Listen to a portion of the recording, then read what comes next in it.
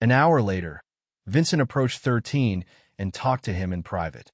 "My father called me earlier and told me that the members of the Ashford clan were eliminated during the night by a mysterious force," Vincent said. "Are you the one who kicked them off the tournament?" "No," 13 replied. "I didn't do such a thing. Discover hidden stories at Empire." Vincent stared at him long and hard before nodding his head in understanding. Even though the Osborne clan was one of the 10 prestigious families, they were hard-pressed in the Sirius continent because the two monarch clans were allies. Knowing that they couldn't face these two behemoths, the patriarch of the Osborne clan decided to ally themselves with the central government. Despite needing to make concessions in order to gain Lawrence's protection, it was still better than becoming the subordinates of the Ashford and Stallard clans. In this dog-eat-dog world, anyone should have a dependable ally whom they could count on when things get rough. The Leventis family had a neutral relationship with the Remington clan, who was the overlord of the Aldebaran continent. Not only that, but Arthur also had a decent relationship with the Smith and Lockwood families, who were also in the Aldebaran continent. The patriarch of the Leventis clan understood that he must bide his time and sharpen his claws before he rose up to take his rightful place among the powerful people of the world. But after meeting his no-good grandson, Zion, Arthur had experienced many unbelievable things that curbed up his arrogance a bit. However, it also boosted his confidence. With Zion around, he believed the rise of the Leventis family was just around the corner. Even now, the power that was under his command wouldn't lose to any of the monarch clans. Arthur also understood that the balance of the world would change after the Jin invasion in the Signy continent. Whether they managed to repel these monsters or not, the world would never be the same again. As an old fox himself, he understood that when that moment came, the monarch clans would finally make their move and target the prestigious families. The Elrod clan and the Griffin clan might not harm the Leventis family because of their relationship with Zion. However, the Ashford and the Stallard clan would definitely make a move. Arthur had already made a secret alliance with the central government and was even making moves on the Remington clan.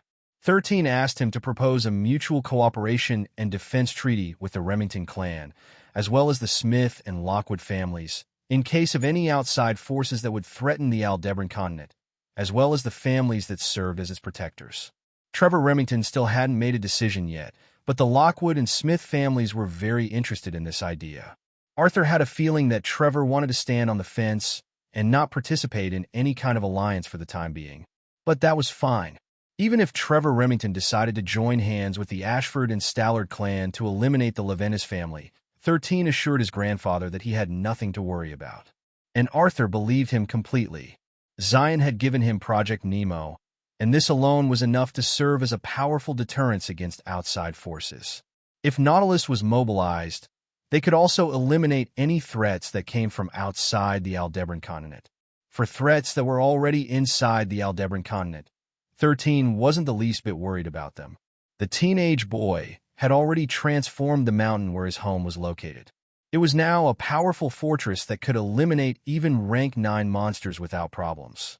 All 13 needed to do was say the special command, and the world would understand that they kicked a hornet's nest they shouldn't have provoked. The monarch clans believed that no one in Pangea was their match, with the exception of Lawrence Seaton, the Grand Marshal of the central government, but they couldn't be any more wrong in that line of thought.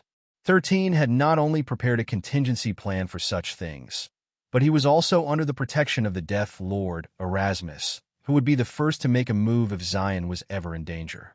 Last but not the least, the Earth Dragons were also wavering if they should continue to be loyal to their master or choose to ally with 13. The battle against the Magian King had shaken them to the core. The image of the young man beating the crap out of the ancient 8-headed serpent had left a very deep and lasting impression in their hearts. They even believed that if their true master were to fight Zion, the winner between the two of them would be hard to guess. In the end, the 3 Earth Dragons decided to take this matter seriously and were waiting for the outcome of the Jin invasion that would be happening in the Signy continent. Vincent drank silently on the balcony, staring at the moon in the sky. Although Zion denied that he was the one responsible for eliminating the members of the Ashford clan in the elimination rounds, he had a feeling that the teenage boy didn't tell him the truth. Maybe he still doesn't trust me enough to be part of his inner circle, Vincent thought with a bitter smile on his face. But that is understandable. We have just met and haven't known each other for a long time. Vincent didn't understand, but there was a strong urge that was telling him to make sure that he stayed by Zion's side no matter what. This feeling was so strong that the thought of not doing it made him feel heartbroken. He had never felt such strong desire and longing in his life. Did I perhaps owe him in my past life? Vincent mused with a smile on his face. Or did he perhaps save a universe in his past life? The handsome young man had a hobby of reading Cultivation novels. He was quite addicted to reading them, and he could continuously read for days on end on some occasions. He would even forget to eat during those times and would only stop reading when he could no longer stand his hunger. Vincent even had a wild thought that maybe he did live in a cultivation world in his past life. And for some reason, he also believed that 13 had also been there accompanying him in his journey to reach the pinnacle of the world. On the second day of the elimination matches, 13 stood on the stage alone, addressing the audience with a smile on his face. His co-host, Claude, had asked him to handle the rest of the hosting for the tournament, citing that he needed to handle important family matters. Naturally, this was a valid excuse. Glory City was still technically being reconstructed, and there were many important matters that needed Claude's attention. 13 did not mind accepting the request, well aware of just how much he had pissed the Ashford clan. Giving them a break would be good for both sides. And now, the event everyone had been waiting for, the second round of the elimination matches. 13 declared, and the audience cheered in support of his words. Now, let's call our first contestant. Standing on the left corner, one of the squad captains of the 69th Battalion of the Central Government, Al Capone. Loud cheers that came from the soldiers of the Central Government welcomed one of their comrades in the arena, who was more than happy to receive everyone's support and acknowledgement. And on the right corner, hailing from the Signy continent, let's cheer for the mysterious Mr. JJ. Another round of applause spread in the arena as Mr. JJ appeared. I'm not getting paid enough for this, Mr. JJ muttered as he begrudgingly walked to the arena. The two contestants faced off against each other without saying a word. Before we start, let me just remind everyone of the rules of the tournament, 13 said. Killing is not allowed and will immediately disqualify the contestant from the tournament. However, crippling your opponent or cutting off their limbs is fine. Continue your adventure with Empire. We have many amazing healers on standby to fix you up really quick. If the opponent surrenders or loses consciousness, it will automatically count as their defeat. With that said, are both of you ready? Al Capone and Mr. JJ both nodded their heads at the same time, signaling the start of the tournament. A black flame appeared on Al Capone's forehead, making him look more intimidating than ever before. Then let's get this show started, 13 shouted. Battle start. As soon as the order was given, Al Capone didn't hesitate to use one of his core abilities, which he gained after receiving the divine martial technique called the Phantom King's Shadow Dominion. Chains of Oblivion. Al Capone roared. Immediately, countless shadowy chains erupted from the ground with the intention of binding Mr. JJ and ending the fight early. However, as if sensing this attack beforehand, Mr. JJ took a step back and threw flying daggers at Al Capone as a counterattack. Don't underestimate people who aren't paid for their overtime, Mr. JJ shouted as his flying swords weaved through the air like live snakes that wished to sink their fangs into their prey. Al Capone snorted and summoned more chains to deflect the flying daggers, but to his surprise, the daggers evaded these chains with ease. When the flying daggers were only a few meters away, Al Capone ran and slid across the arena as if he were skating on ice. Chains rose up in his wake, which fended off the pursuing flying daggers, making clinking sounds as they clashed against each other. Mr. JJ threw more flying daggers until there were 10 of them in the arena. Each of these daggers lashed out at Al Capone as soon as Mr. JJ made a waving gesture with his hands. It was as if he could manipulate the daggers with invisible strings that were attached to each of his fingers. This kind of weapon manipulation was one of the rarest abilities among Wanderers. Fighting against someone with this ability was like fighting against many people at once, for the daggers could move independently or be controlled by its user, allowing them to get the upper hand in one-on-one battles. Unfortunately, he was fighting with someone who could nullify these attacks with attacks of his own. 13 had given Al Capone some restrictions. For one, the latter could only use Chains of Oblivions in the elimination rounds. Of course, he could use other skills and abilities as long as they weren't one of the main abilities of his divine martial technique, which was supposed to be his trump cards and thus shouldn't be shown in public. Al Capone agreed with Zion on this one. Trump cards should only be used as a last resort, and he wouldn't need to use any last resort in this battle. More chains rose up from the ground, and this time, they covered a quarter of the arena, trapping Mr. JJ with no place to run. Al Capone had mastered this trick when he was being trained by 13 in the Rigel continent. From the moment the fight started, he had already unleashed his Chains of Oblivion at his opponent and on the ground. These hidden chains would appear to encircle his opponent, trapping them at the center with no place to run. Mr. JJ tried to use his flying daggers to break through, but it was of no use. The chains rose up and bound all the daggers, preventing them from going anywhere. With his opponent's main weapons rendered unusable, Al Capone went in for the finishing blow. On top of having nowhere to run, and his legs and arms being held by the chains, Mr. JJ was sent flying off from the arena with Al Capone's kick, ending the match in a masterful show of abilities. Winner, Al Capone, 13 shouted as he pointed at Al Capone, who waved at his supporters, earning him another round of cheer and applause. Now, for the second match, we have my brother, Mikhail Leventis.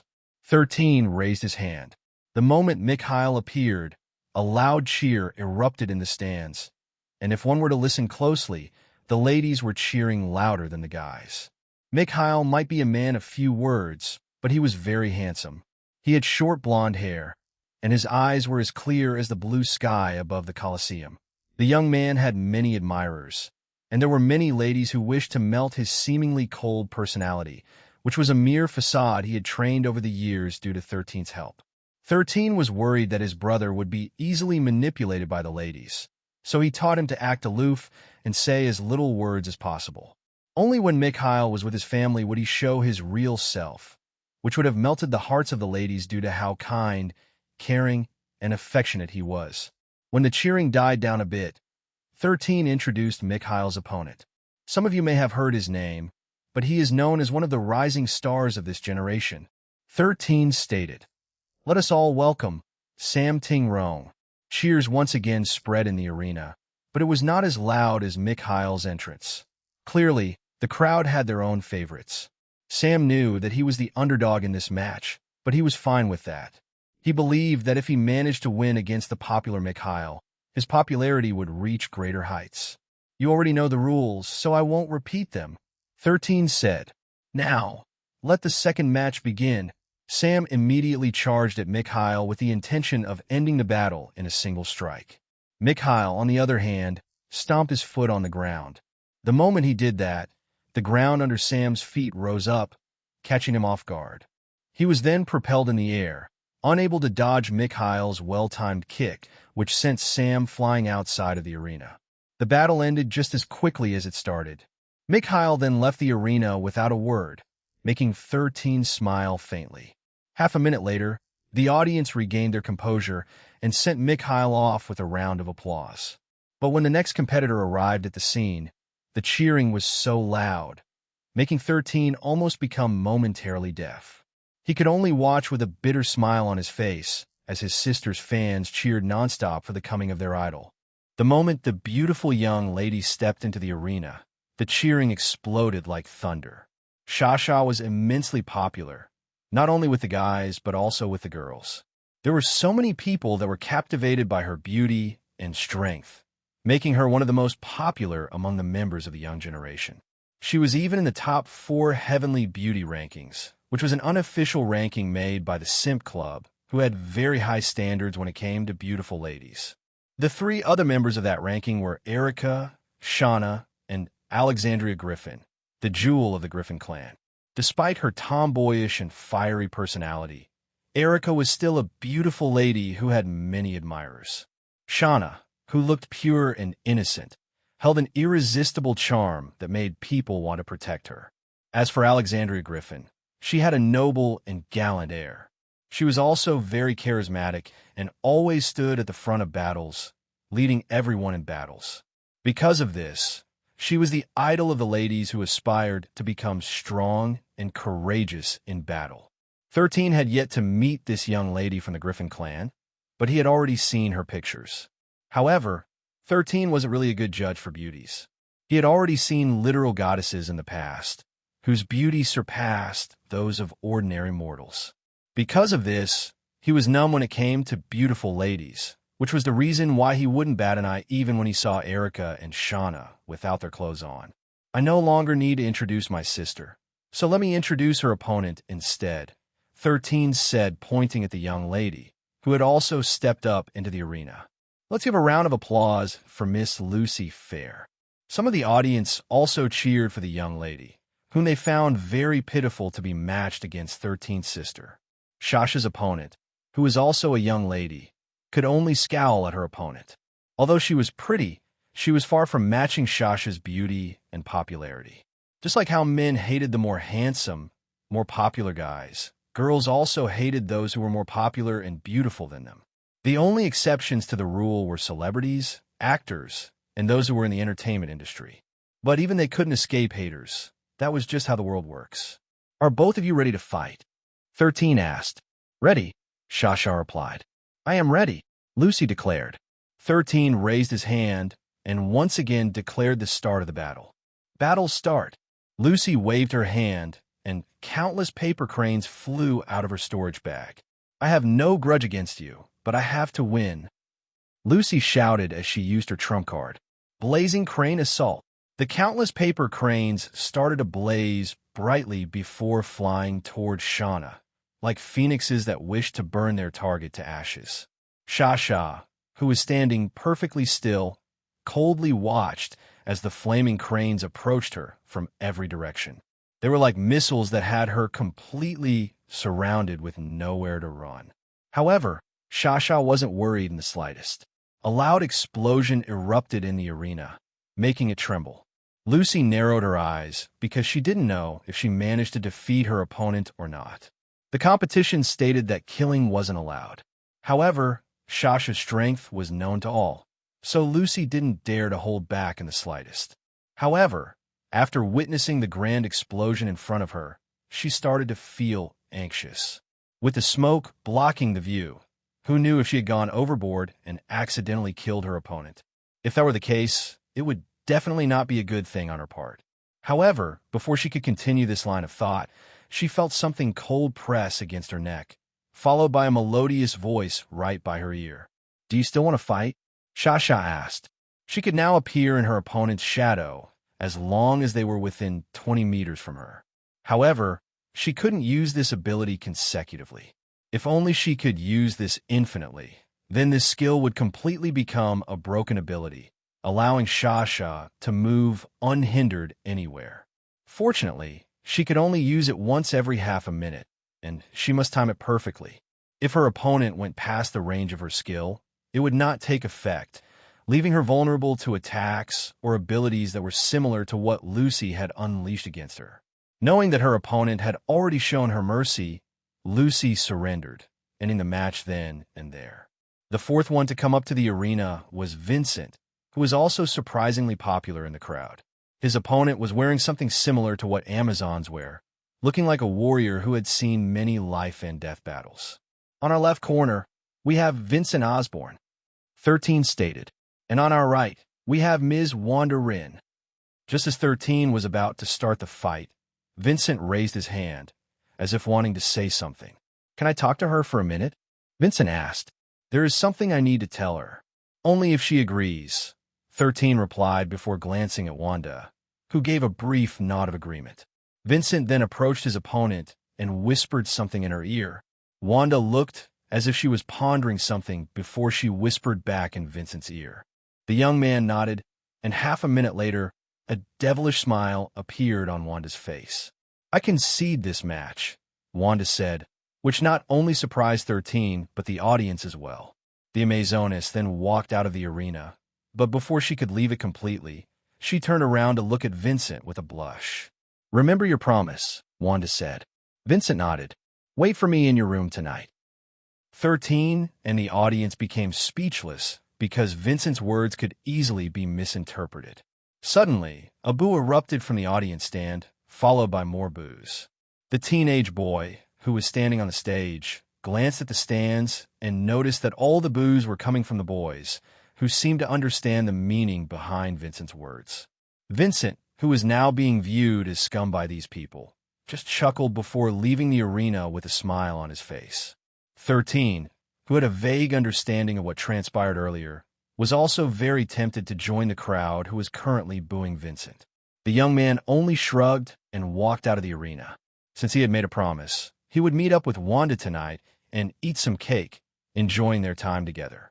Only when Vincent disappeared from sight did the booing die down. The rest of the matches continued until late in the afternoon.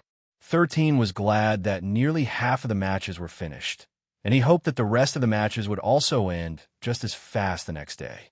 When everything was done, the final survivors would proceed to the next stage of the tournament, where the seeded candidates would finally join the battle until they reached the semifinals of the League of Dragons and Phoenixes. 2 days later, the second round of the elimination matches had finally ended. 20 candidates emerged on top among over 1,000 wanderers, and now they were gathered in the arena, looking at the stage where 13 stood with determined looks on their faces. "Congratulations to all of you for getting this far," 13 said with genuine praise. "Now all of you will join the 30 seeded candidates of this tournament." The crowd cheered after hearing 13's declaration. When the commotion died down, the teenage boy began to explain the next phase of the competition. With the seeded candidates joining the tournament, the total number of participants in the League of Dragons and Phoenixes is exactly 50 people, 13 explained. The 50 participants will be divided into 4 groups, 3 with 12 members each and 1 with 14. Each group will fight it out until the one and only winner is left. The 4 winners would then enter the semifinals, where they would battle it out to see who would become the champion. The crowd once again started cheering as the 30 seeded candidates entered the Coliseum. One by one, they stepped up into the arena, joining those who had fought bitterly to reach this stage. Roland, Derek, and Joshua stood side by side, gaining the attention of the ladies who admired the hero party. Not long after, Erica, Shauna, Diana, and Mildred walked toward their comrades, completing the lineup of the hero party. Their entrance was soon followed by the most talented prodigies sent by the 4 monarch clans and the 10 prestigious families, each of them radiating confidence and power that made them stand out from the rest. Last but not the least, the champions of various competitions during the past 3 years also walked up to the arena. Rihanna was among them because she had won a tournament sponsored by the central government in the past. The champions from different tournaments numbered 9 in total, completing the 50 Wanderer lineup that could be considered as the strongest among the young generation. Seeing all of them, 13 couldn't help but smile. He had hidden agendas for this tournament as well, so seeing so many talented people made him quite happy. "I'll make sure to brainwash them well," 13 mused to himself before explaining the other rules of the competition.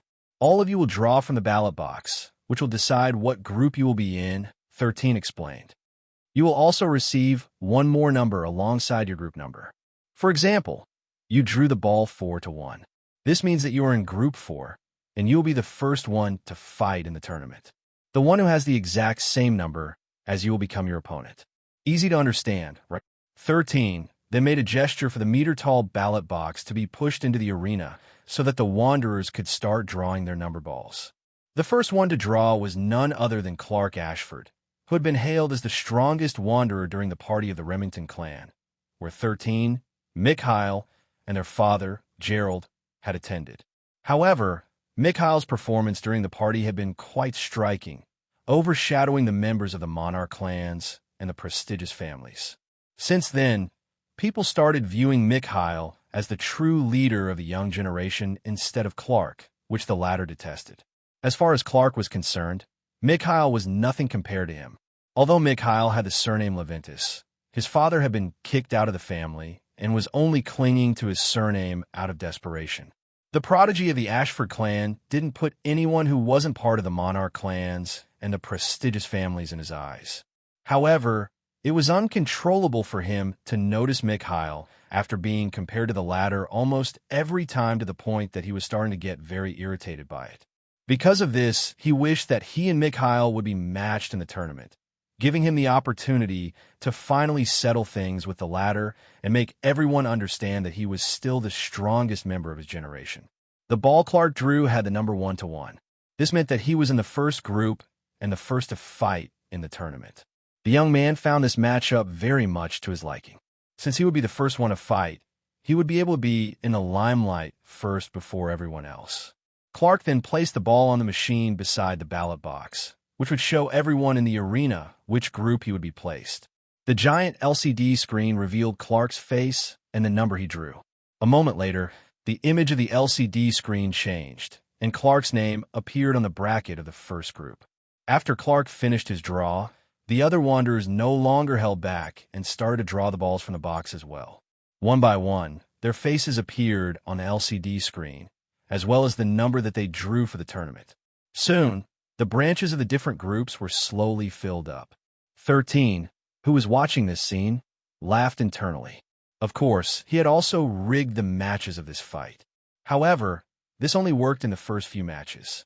In the end, those who were truly strong would be the ones to rise up from their own groups, regardless of the tricks he had played at the start. But that was fine. 13 wouldn't mind whoever won the tournament, because he was also cooking something else, which he would announce in the semifinals. When Clark realized who his opponent was for the first round, he couldn't help but frown.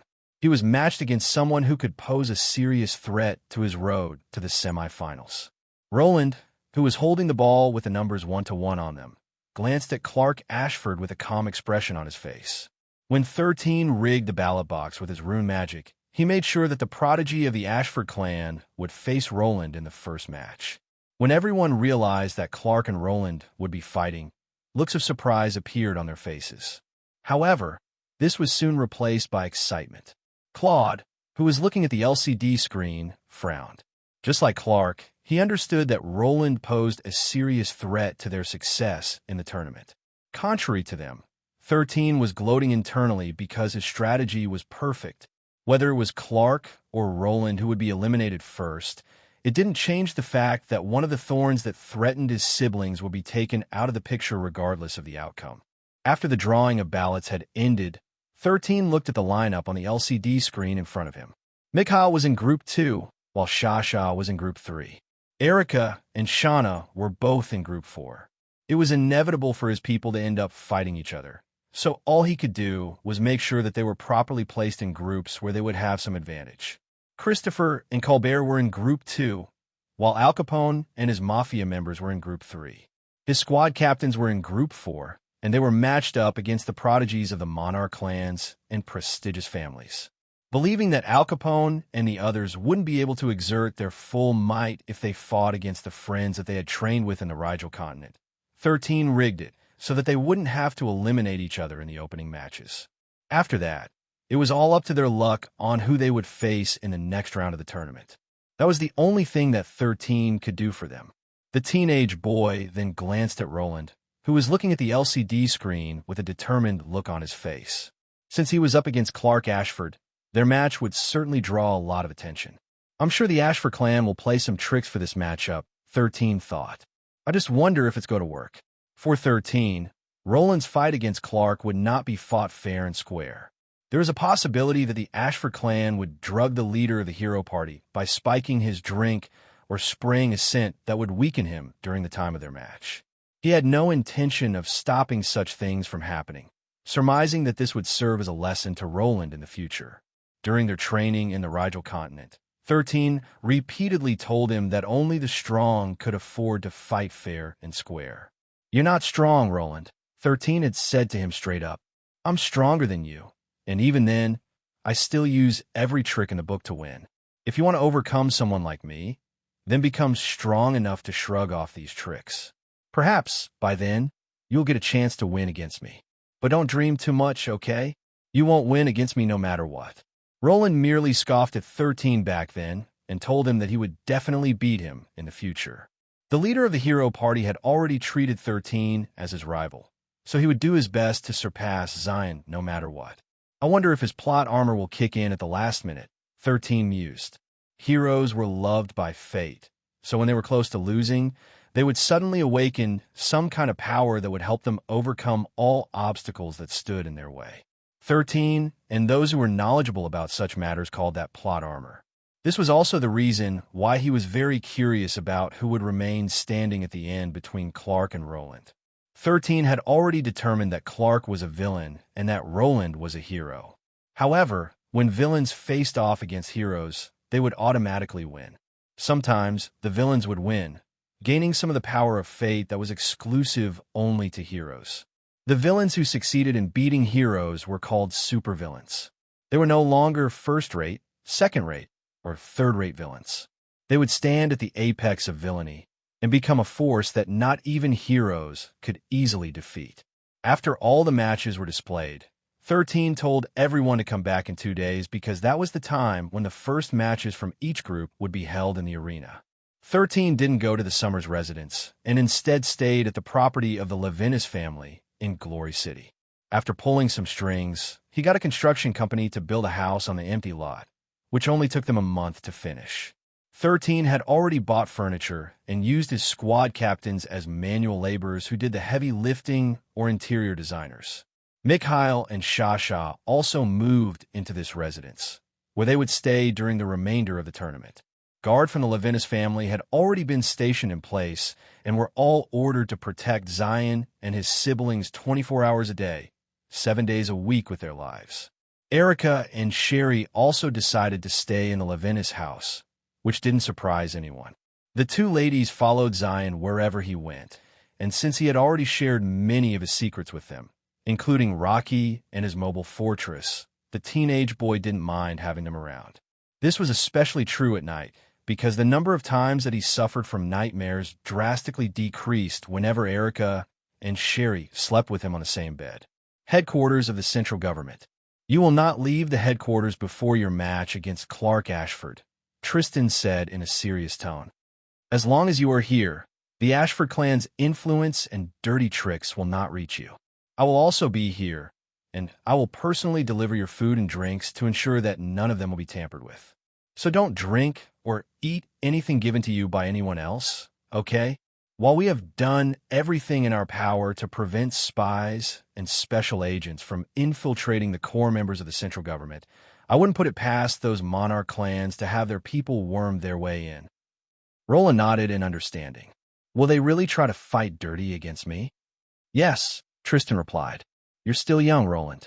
While you have seen the darkness within people's hearts during your journey in Solterra, some people are just more vile compared to others. The Ashford clan is one of the monarch clans who stand at the apex of this world.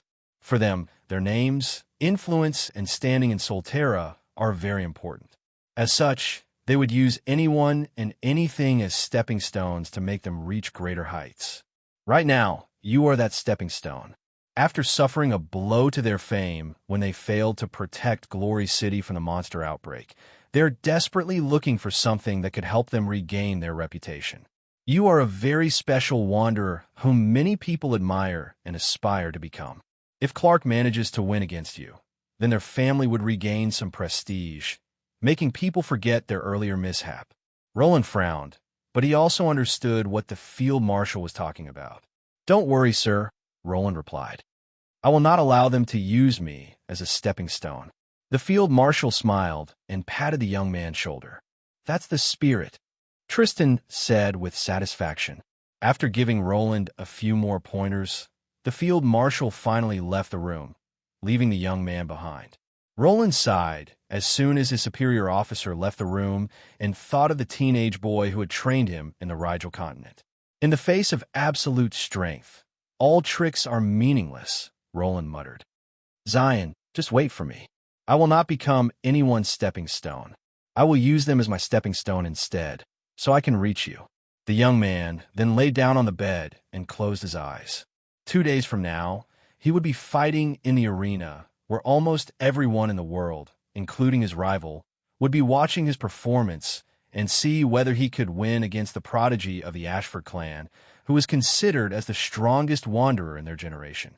Clark, do you know why you're here right now? Claude asked in a solemn tone. I have an idea, Father, Clark replied, but it is best that I hear the reason directly from you. Claude nodded. How confident are you in beating Roland? The young man immediately frowned when he heard his father's question. While he was confident in his strength, it wasn't to the point that he could easily say that he would have an absolute victory over Roland. I can win against him, Clark replied after giving it some thought. Claude walked toward the window and clasped his hands behind his back. I've already sent you the videos of his previous battles and his recently recorded battles, Claude stated. Have you watched them? Yes, Father, Clark replied. I have already studied his fighting style. Claude nodded without bothering to look at his son. However, I received information that Roland and his party have undergone intense training in the Rigel continent, Claude stated. I asked our people stationed at the Rigel continent to spy on his training, but the drones they used had been destroyed before they could even reach their destination. The agents I asked to infiltrate their training area were also never heard from again. Fortunately, we got the recording of their battles in Glory City, so I could say that what you received is the latest data about him. Clark nodded. Don't worry, Father. I will do everything in my power to win. Good. You may leave. Claude replied. The young man gave his father's back one last glance before leaving the office with a frown on his face. The moment his son left the room, Claude asked a question to the air. Where is Roland? Claude asked. Sir, he's currently in the main headquarters of the central government. A man answered, materializing behind the patriarch of the Ashford clan. Is there any way for our spies to make contact with him? Claude inquired. He is currently in a restricted area that could only be accessed by the field and Grand Marshal, the agent replied. If we try to sneak in, our agents will definitely be rooted out of the central government. A sigh escaped Claude's lips before nodding his head in understanding. It seems that the Grand and Field Marshal knew that we might make an attempt to sabotage him, Claude muttered. Well, they wouldn't have been a thorn in our side if they didn't take precautions like this. After pondering a moment, the patriarch of the Ashford clan gave another batch of orders. Tell our spies to keep an eye and ear to anything related to Roland, Claude ordered. Also, make them carry the special medicines at all times. If an opportunity arises, tell them to use it without fail. Yes, sir, the agent replied before disappearing from the room to carry out his master's orders. A few minutes later, a frown appeared on Claude's face. He still didn't know if the matchup between his son and Roland was a coincidence or if there was something else at play. Tapping his communicator, a projection appeared in front of him, revealing the copy of the matchups of the different wanderers in their respective groups and brackets. Something smells fishy, Claude muttered. Zion's people are evenly spread in the four groups, with none of them fighting against each other in the first round. From the very start, there was a nagging feeling at the back of his head that the teenage boy might have tampered with the ballot box. However, since he decided to have a hands-off approach ever since his people had been eliminated from the tournament, Claude really couldn't blame anyone but himself. If this is really a coincidence, then it's fine, Claude thought. But if it's not, it seems that I need to reevaluate Zion once more. The patriarch of the Ashford clan sank in his thoughts. Right now, they were in a very passive position.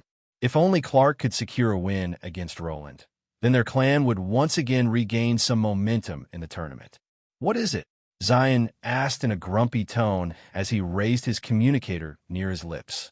A moment later, Roland's voice spread inside the room. Am I disturbing something important? Roland asked. Did I call at the wrong time?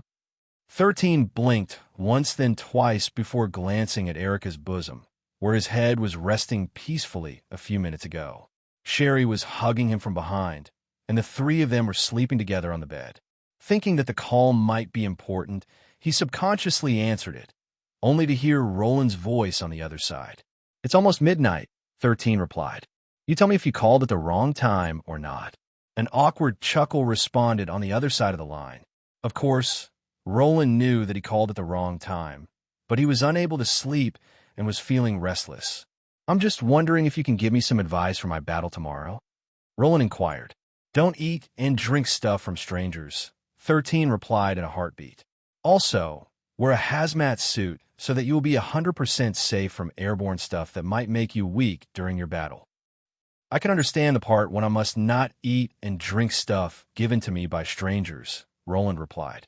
But must I really wear a hazmat suit? Isn't that a bit overkill? You don't have to if you don't want to, 13 replied. It's your funeral anyway. Killing is not allowed in the tournament, Roland interjected. Good job, Sherlock, 13 commented. Now go to sleep. Wait, can you tell me how to defeat Clark? Kick and punch him hard. If you can, aim for his balls. The battle will be over by then. Roland, who was on the other side of the line, didn't know if Zion was joking with him or not. In the end, he decided to end the call because he could tell that the teenage boy was being grumpy. I guess I'll talk to Shauna next, Roland muttered. However, thinking that the young lady, whom he had a crush on, must already be sleeping, he decided to not bother her, not wanting to interrupt her sleep. Sighing, Roland lay on the bed and looked at the unfamiliar ceiling above his head. With a second sigh, he closed his eyes and used a special method to force himself to sleep. For some reason, he was suddenly anxious about his upcoming battle in the morning. He was not aware that while he was secure behind closed doors, Lawrence and Tristan were busy cleaning up the spies of the Ashford clan, who were all completely caught by surprise. As soon as 13 finished talking to Roland, Erica opened her eyes and looked at the grumpy teenager whose sleep had been interrupted. He's just feeling anxious, you know, Erica said softly before wrapping her hands behind 13's head and pulling him close to her chest. I know. 13 sighed as he felt the familiar warmth and softness that calmed him down every night. He was the one who rigged the match, making Roland and Clark face against each other. But he didn't feel guilty about it. Heroes have their own trials, and he simply considered this as one of them. Go to sleep, Erica said, lightly patting 13's head and humming a lullaby to make him fall asleep. Soon, 13 felt drowsy, and a few minutes later, he fell into sleep's embrace once again. Erica held the sleeping teenage boy in his arms before closing her eyes. In the past, the apple of her eye was Roland. However, how could she not notice that Roland liked Shauna and not her? But after being trained by Zion and traveling with him in Solterra, Erica experienced things she had never experienced while traveling with the hero party. She felt more free and liberated when she was around Zion. It was like she could do anything and everything without worrying about the consequences of her actions. Because of this, she became very fond of the teenage boy.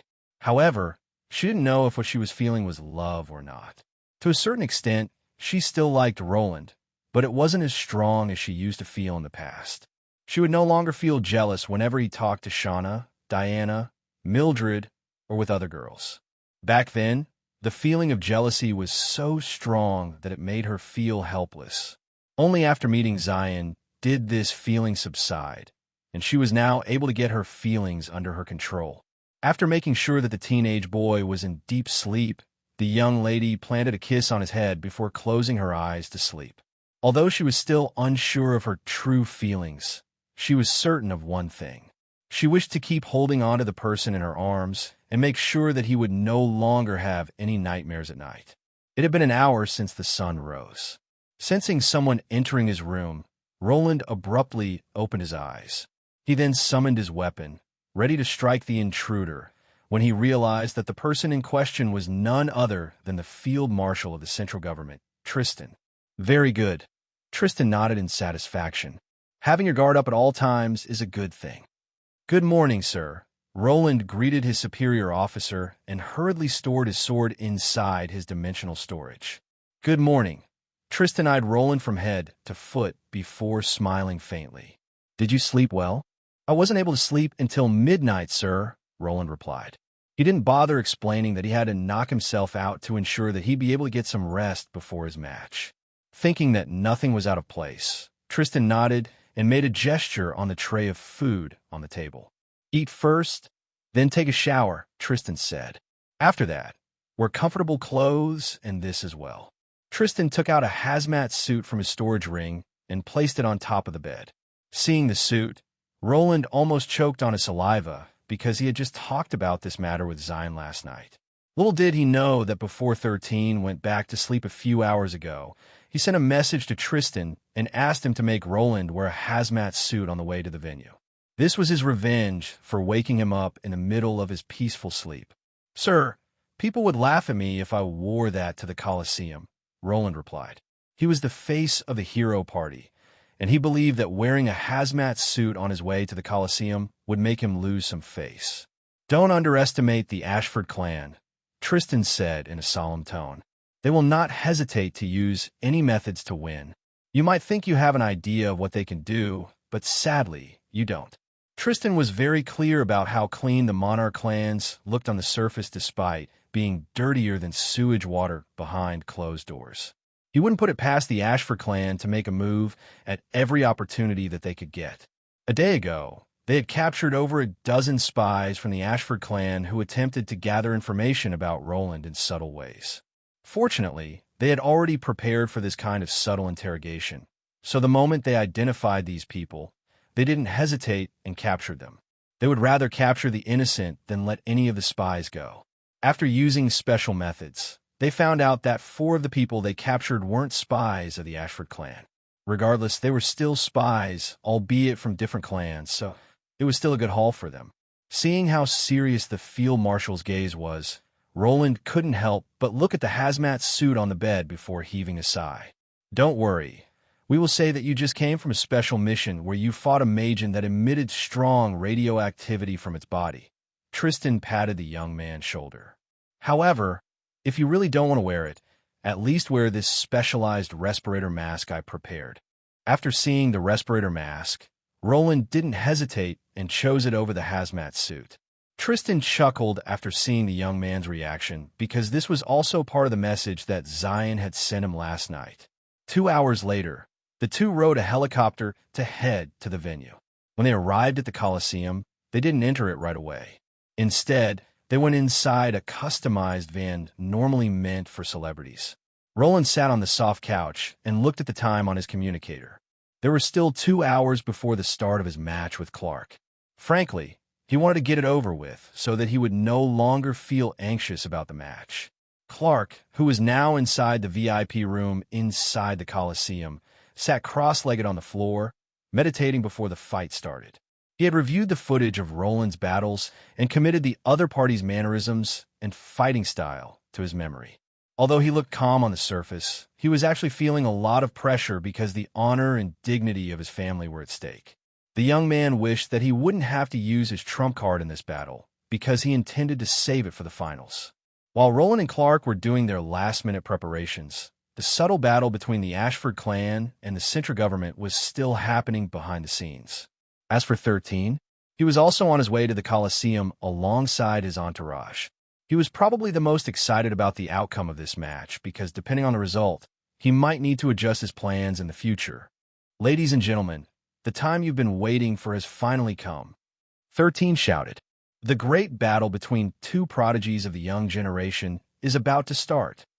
Cheers erupted from the audience stands as 13 started his opening speech. Without further delay, let me call upon our 2 fighters. 13 pointed to the left side of the arena.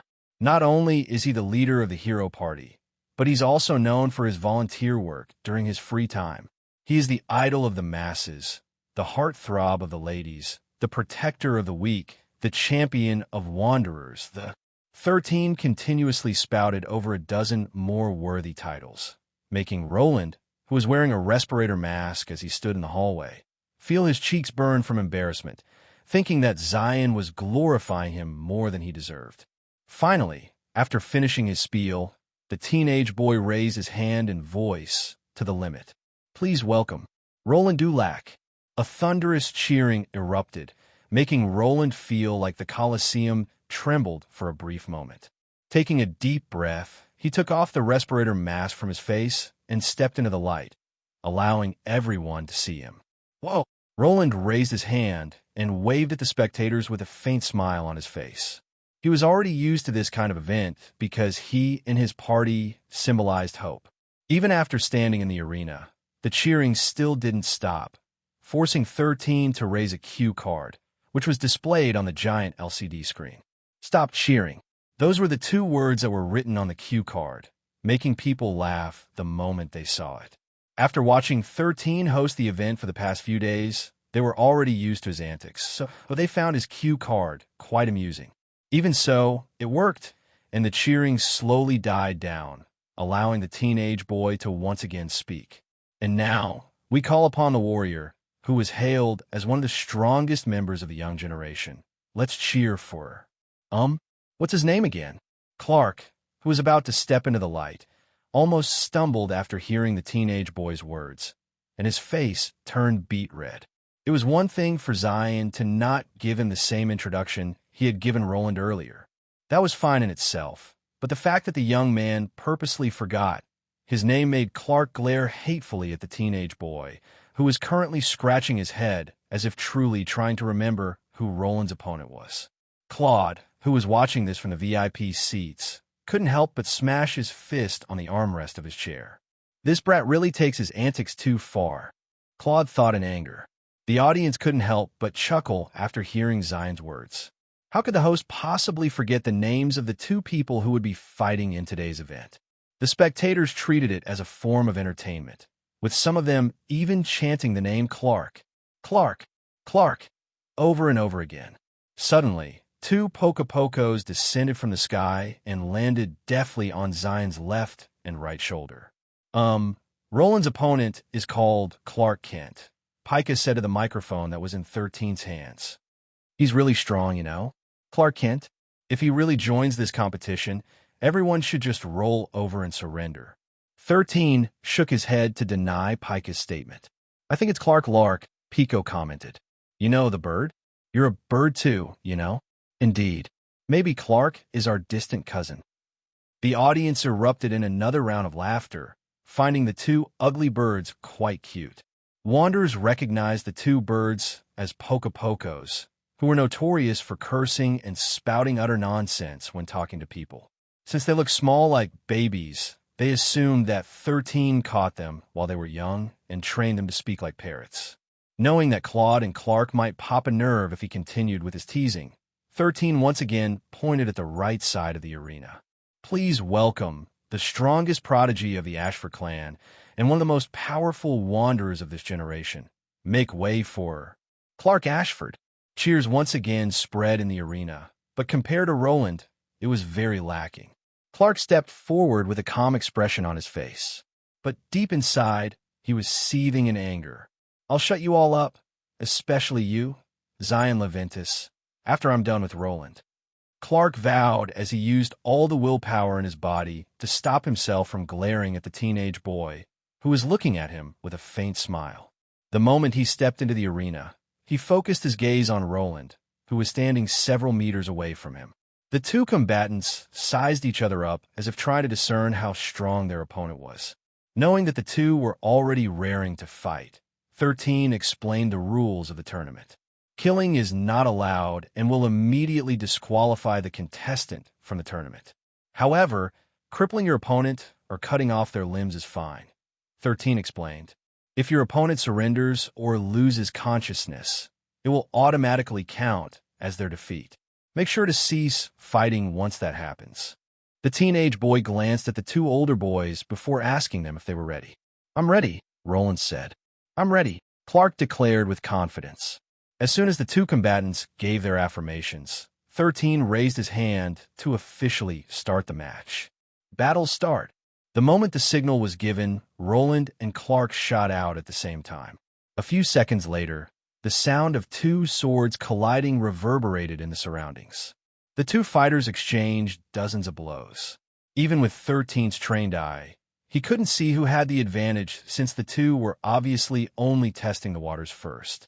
They were not ordinary wanderers, and both of them had trump cards that they could use to overturn the situation. But just like all trump cards, they wouldn't use it until the right opportunity presented itself. As the minutes ticked by, the sound of the weapons clashing against each other intensified. Although both of them were still testing the strength of their opponent, they were gradually releasing a bit more of their abilities, making the audience start cheering once again. Suddenly, Clark opened his mouth and blew in Roland's direction as soon as their weapons clashed. A white powder-like substance emerged from Clark's lips, forcing Roland to hastily back away to avoid it. 13 arched an eyebrow, but he didn't make any comment about Clark's strategy. There were many abilities in Solterra that had a similar and more sinister effect. Clearly, Roland's opponent was willing to do anything to win, making the young man frown. Clark smiled as he flicked his sleeve, sending a gust of wind to fly in Roland's direction, guiding the powder that he had breathed out earlier to fly in the young man's direction. Maybe I shouldn't have removed that respirator mask, Roland thought as he hurriedly ran to his right side in order to avoid the substance that Clark was desperately trying to make him inhale. Roland didn't plan to test his luck, so he did his best to evade Clark's underhanded move. What he didn't know was that Clark was laughing at him internally. After their exchanges, the prodigy of the Ashford clan realized that when it came to close combat, Roland had a stronger edge over him. This meant that if they continued to clash, he would be the first one to fall into a disadvantage. In order to prevent that, he played a trick to force his opponent to back away and fool Roland into thinking that fighting him in close combat would put him in harm's way. 13, who saw this, couldn't help but smile because he found that this villain was worthy of his title. Not bad, 13 thought. However, that will not be enough to beat Roland. Roland, who now became wary of Clark's tactics, couldn't help but frown. Fighting in close combat was a strong point, and he had always fought his enemies head-on. The mere thought of distancing himself from his opponent instead of fighting him at close quarters greatly lowered his chances of winning. At least, that was how it should have been. The past Roland would have completely felt helpless against this kind of opponent, but he was different now. Taking a deep breath, the hero reached out to his side and summoned another sword in his hand. Clark immediately frowned. He never expected that Roland would switch to dual wield, for he had never seen his opponent do so in the footage he watched when he was studying his opponent's battle style. And he was right. Roland couldn't dual wield. However, he could do something else. Channeling the ether in his body to his weapon, he activated the special runes that 13 had transcribed into the sword that had been crafted by the teenage boy's father, Gerald. Heart of Sword, Roland said softly before releasing his hold on the sword in his left hand. Surprisingly, the sword didn't fall down. Instead, it hovered in midair, with its blade pointing in Clark's direction. The runes on the blade were glowing faintly, waiting for Roland to put it into action. Fortunately, everyone didn't need to wait for that long before he activated the sword's power. Unrestrained sword. Roland roared, and the sword by his side struck toward Clark at great speeds, leaving a trail of white sparkle in its wake. This was one of the divine techniques that 13 had imparted to him through the blade, allowing him to gain a ranged attack that was as deadly as Roland's close-quarter battle style. Originally, he wasn't supposed to use this ability during the first match. However, he saw the message that Zion had left to his communicator, telling him that Clark was not an easy opponent to defeat. Because of this, the teenage boy advised him to not hold back and to use everything he had learned in his training in the Rigel continent. Clark felt his scalp tingle after sensing the sheer force coming from the sword flying in his direction.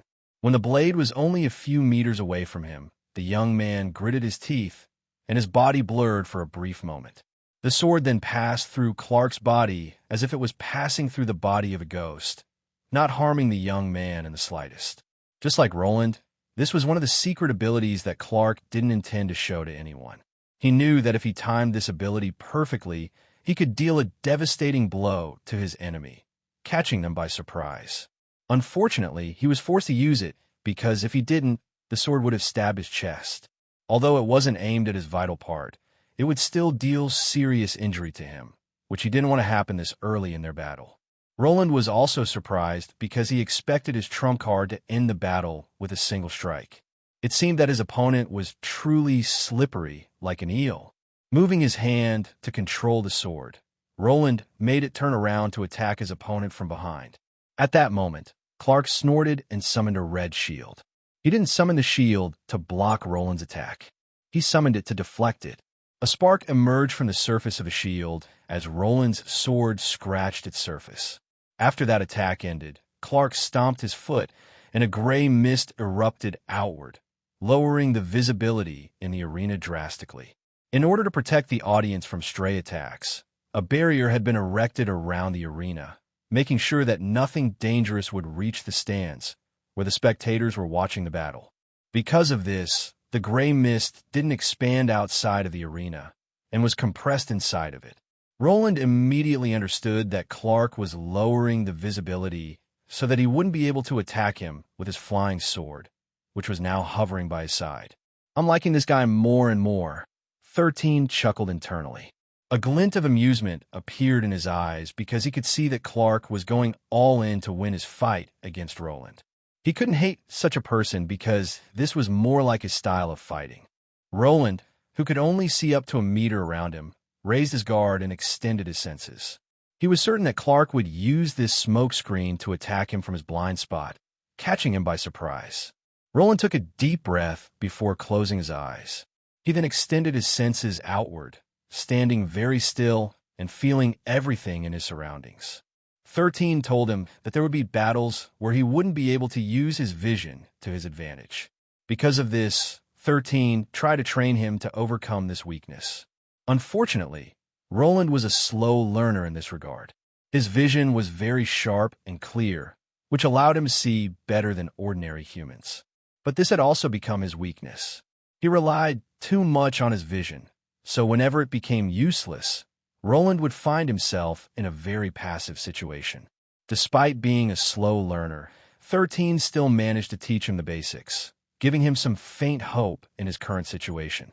Suddenly, he heard something rolling in his direction, making him focus his attention on whatever was approaching him. Since he couldn't see properly, he decided to back off so that the thing coming toward him wouldn't hit him. But even if he changed location, the sound of something rolling, like the sound of a marble rolling on a tiled floor, still persisted. A moment later, his eyes widened in shock because he could hear countless more rolling sounds. This time, they were coming from every direction, leaving him with no place to run or hide. Clark, who was standing a safe distance away from his opponent, sneered. The sound that Roland was hearing was merely an auditory hallucination, which was amplified by his skills. Unlike Roland, who could only see a meter in front of him, Clark could see everything perfectly as clear as day. Although he could launch an attack from his location, he didn't do it right away for fear that Roland might be able to pinpoint his location using sounds. Because of this, he decided to throw some marbles on the ground, heading in Roland's direction. Once the sound of the marbles rolling registered inside his head, it was easier to cast an auditory illusion, which he would use to disrupt the hero's senses before he moved in for the decisive blow. 13, who was watching the battle through the eyes of Tiona's clone, couldn't help but give Clark a thumbs up. He was very tempted to take this villain under his wing so that his first villain, Taiga's brother, Anwer, would have someone to compete with. Feeling completely and utterly surrounded, Roland roared, and a powerful aura burst out from his body, sweeping away the gray mist that surrounded him. Clark was just about to launch an attack, but stopped midway at the sudden turn of events. As if sensing a disturbance from somewhere inside the gray mist, Roland sent his flying sword flying in that direction. A moment later, the sound of two weapons colliding reached his ears, and he promptly charged in the direction of where he heard the sound. Clark almost cursed internally, knowing that Roland's flying sword was too fast for him to dodge. Left with no choice, he could only raise his sword to deflect it, which exposed his location to his opponent. The powerful force that had burst out from Roland's body swept the mist in front of him away, allowing him to see a few more meters ahead of him. When his sight finally caught Clark, a glint appeared at the depths of the young man's eyes as he brandished his weapon at his opponent, who had initially hidden himself deep within the gray mist. Seeing that Roland was almost upon him, Clark didn't panic. In fact, he never felt more calm in his life. He had experienced many life and death battles in Solterra, and he was indeed one of the strongest wanderers of the current generation. Although he already knew that Roland was more proficient than him in close combat, he believed that the gap between them wasn't that big, so he met his attack with his own attack. Sparks scattered as their weapons clashed against each other. The audience, who was unable to see anything earlier, finally saw the action-packed battle between the two seeded candidates in the competition. Roland was on full offensive, while Clark blocked, deflected, and counterattacked in a calm manner. And through all of this, both of them never stopped moving. One was advancing, one was retreating. It might look like Roland had the upper hand, with Clark seeming to be pushed back by his attacks. But the truth was the opposite. Roland was the one struggling more every time he clashed with his opponent. The leader of the hero party could even sense that each time his sword clashed with Clark's sword, he felt as if its weight was becoming heavier. This surprised him greatly because this had never happened before. 13, who was paying close attention to the battle, finally understood what Clark's core ability was. The young man had the power to mess with his opponent's senses. This meant that he could make them hear, see, feel, and taste certain things that could disrupt their senses. Just like the auditory illusion he used earlier, he applied the same trick to his opponent's weapon, making Roland feel as if his weapon was getting heavier. Although this was merely an illusion, it felt very real, making Roland's brain treat it as reality. Gritting his teeth, Roland pushed on and endured the heaviness he was feeling. He already assumed that something was wrong, but he couldn't point out exactly what was wrong. Fortunately for him, Clark could only focus on one sense at a time. If he could mess with Roland's vision and sense of touch at the same time, the battle would have been in his favor since earlier. Sensing that his opponent had become sluggish enough, Clark's eyes glinted with determination as he deflected Roland's sword strike and unleashed a counterattack. His blade drew blood and cut across Roland's chest. The young hero's sixth sense had alerted him that something dangerous was going to happen, so at the last second, he kicked off from the ground and jumped backward. Even so, Clark's blade still slashed across his chest, cutting through his armor like a hot knife through butter. The prodigy of the Ashford clan glanced at his blade, which was tinged with the color blood. However, a glance was enough to tell him that the wound that he gave Roland was shallow, not at all deep enough to cause him real problems. Claude, who was watching from the VIP seat, clenched his fist, also initially expecting that his son had managed to give his opponent a serious injury. Unfortunately, although Roland was injured, he treated this injury as a mere scratch. Compared to the wounds he received during his training with Zion, where the teenage boy forced him to fight against the undead centipede king on his own, his opponent's attack equated to nothing. 13, seeing Clark fail in his attempt to eliminate his opponent, smiled faintly. He could see that although the prodigy of the Ashford clan looked disappointed at first glance, that was far from the truth. "I'm really liking this kid," 13 mused. "If Roland doesn't finish this battle early, he's in for an unexpected surprise."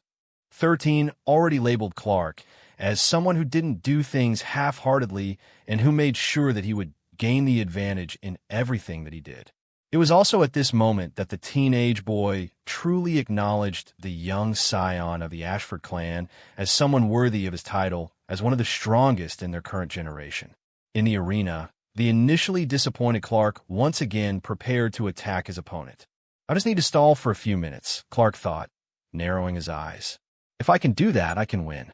Just as 13 had predicted, Clark had already made some preparations beforehand, coating the blade of his sword with a special poison. Although this poison wasn't lethal, it could cause paralysis to those who were infected by it. But this poison takes time to spread inside the body.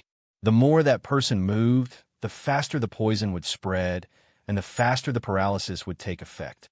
Clark vowed to his father that he would win his battle. True to the words of his vow, he stepped into the arena armed to the teeth, with every part of his body hiding some weapons that he could use to gain every advantage that he could against his opponent. Roland was already having trouble lifting his arm, which was holding his sword. Right now, he felt as if he was holding onto a weapon that weighed a few tons, barely able to raise it high enough to strike at his opponent. On top of that, there was also an indiscernible poison spreading inside his body, which was the real reason why the sword in his hand seemed to be a bit heavier than usual. The two young men stared at each other for nearly half a minute before they both took a step forward at the same time. Only one would be the victor of their battle, and both of them believed that they would be the ones standing after the dust had settled in the arena. "Do you think he will lose?" Derek asked Joshua, who was Roland's best friend.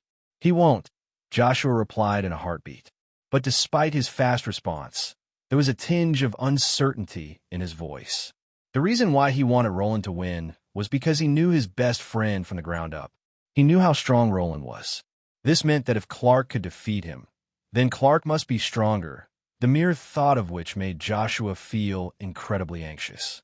The sage of the hero party had already simulated many battles in his mind. In 3 out of 10 battles, he managed to win against Roland in a one-on-one fight.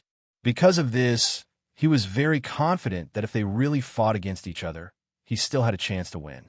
This was also the reason why he wanted Roland to win. The ladies, on the other hand, were equally worried. Diana and Mildred glanced at each other with anxious looks on their faces, while Shauna and Erica were holding each other's hands as if trying to assure each other that everything was going to be fine.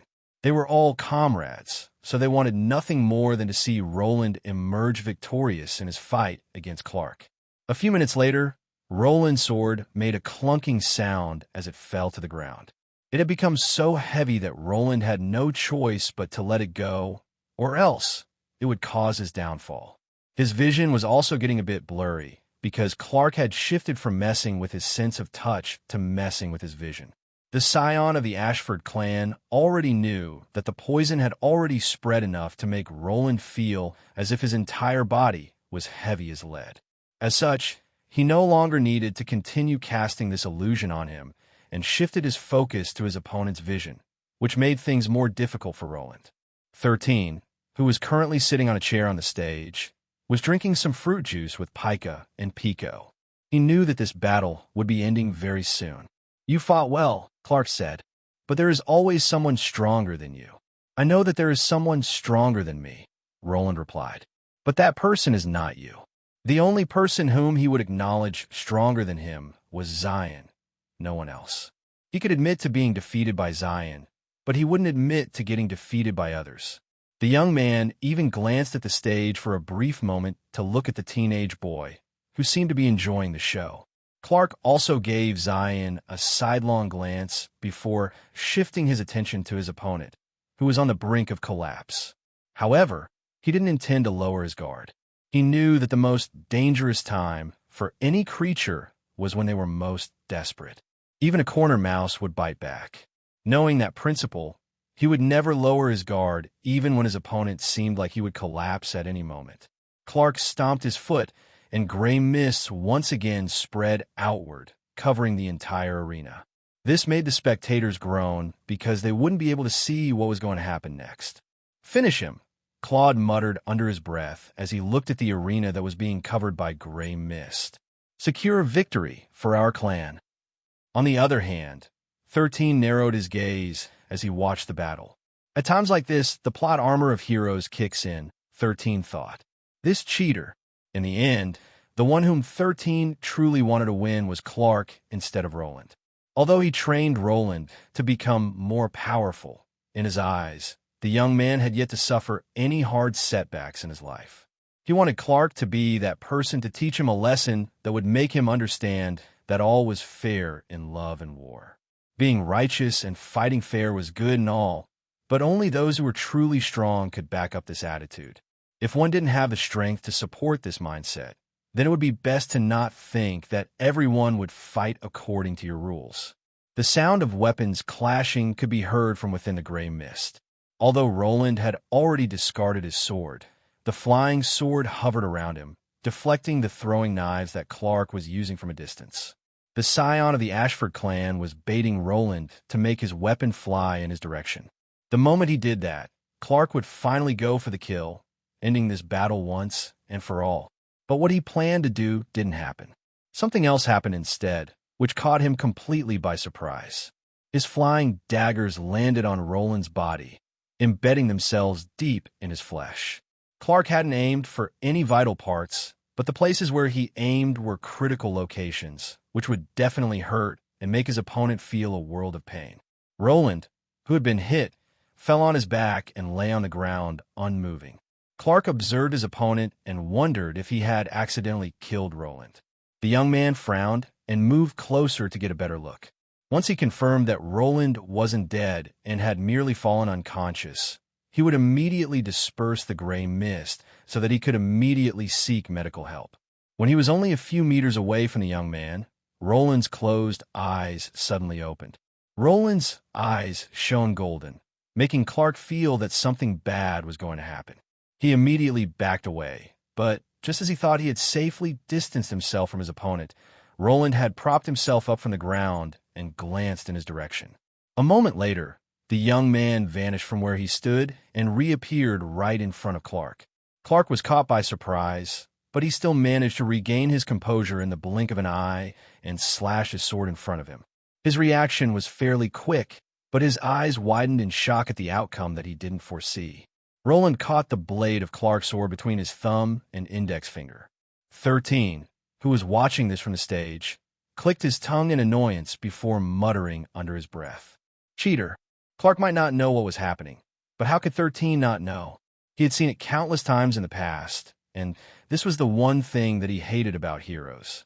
It was whenever their plot armor suddenly activated, allowing them to overcome adversities that should have been impossible for them to overcome. Most of the time, heroes would fall into a state where they fall unconscious, with their bodies moving on their own accord. This was the miraculous power of heroes, allowing them to overcome the threats that were too difficult for them to deal with using their conscious powers. Seeing that his sword blade was stopped easily, Clark tried to pull it back. However, Roland had a vice grip on it, not budging an inch even after trying his hardest. Knowing that he had no other choice, Clark once again unleashed the same white, powdery breath he had used in his first clash against his opponent. This powder had a special effect of temporarily making those who were hit by it disoriented, buying Clark a window of opportunity to make his move. Roland, who was unconscious, didn't even bother to dodge, allowing the breath attack to wash over his body. The scion of the Ashford clan then released his grip on the sword handle, then threw a kick toward the young man's waist. However, Clark's foot was caught by a hand, holding in place. Just as Clark was thinking of what he should do next, Roland pulled his leg with incredible strength, lifting his opponent's body alongside it. Before he could even blink, the prodigy of the Ashford clan found himself getting slammed onto the arena ground face first, unable to offer any kind of resistance. A booming sound spread in the arena as Clark hit the ground, creating a small crater. All wanderers, especially those who had reached the rank of initiate and above, had bodies stronger than that of the normal person, making them very resistant to injuries. Clark was an initiate, and even then, the pain he felt was strong enough that he almost lost consciousness then and there. Claude stood up, clenching his fists as he looked at his son being repeatedly slammed on the ground like a toy by his opponent. Suddenly, just as Roland was about to slam Clark's body for the umpteenth time, a hand grabbed Roland's wrist, stopping him from continuing. He is already unconscious, 13 said coldly. Cease your actions now. His grip on Roland's wrist was firm and unyielding. He was no longer intent on watching at the side and watching as the unconscious young man suffered more from Roland's beating. Roland glanced at Zion with blank eyes and was about to defy his orders, his instinct wishing to end the life of his opponent to prevent future trouble from happening. However, before he could break free from 13's grasp, the teenage boy kicked the back of Roland's knees so fast that no one actually saw it happen. A cracking sound was heard, making Roland lose his balance. A second later, he felt someone grab his head. My goodness, what is happening to you? 13 asked before he pushed down Roland's head and accidentally hit the hero's jaw with his knee strike, rattling his brain. Roland, are you okay? 13 then supported Roland's falling form, and using his own body to shield the view of the camera, he accidentally gave Roland's jaw an uppercut for good measure. Oh my, you're also seriously injured, 13 said in worry as he carefully laid down Roland's body on the ground. Medic come. For a brief moment, Roland regained his senses and looked at Zion in a daze. But this only lasted for a few seconds before his eyes shut close, falling unconscious a second time. The medics of the Ashford clan and the central government rushed to the arena and hurriedly administered treatment to two combatants. 13 gave Roland a brief glance before raising his hand. Winner of the first match, Hero Roland. Cheers erupted from the crowd. The members of the hero party finally broke out into smiles and also joined the cheering. 13 had a smile on his face, but deep inside, he wasn't happy with how the match ended. If Roland won using his own powers, then that was fine. However, he was greatly disappointed that the special abilities of heroes kicked in, leaving a bad aftertaste in 13's mouth. The system of cannon fodders couldn't remember how many times he had seen such scenes from happening. He and his host had always been on the receiving end of such miraculous powers, so he grew to hate it a lot. The teenage boy watched as Clark was taken away by the Ashford clan, with Claude personally flying down from the VIP area to check on his son's condition. After making sure that he was truly fine, he gave 13 a glance. A moment of hesitation appeared in Claude's eyes, but a few seconds later, he gave the person he hated a brief nod, which 13 returned with a nod of his own.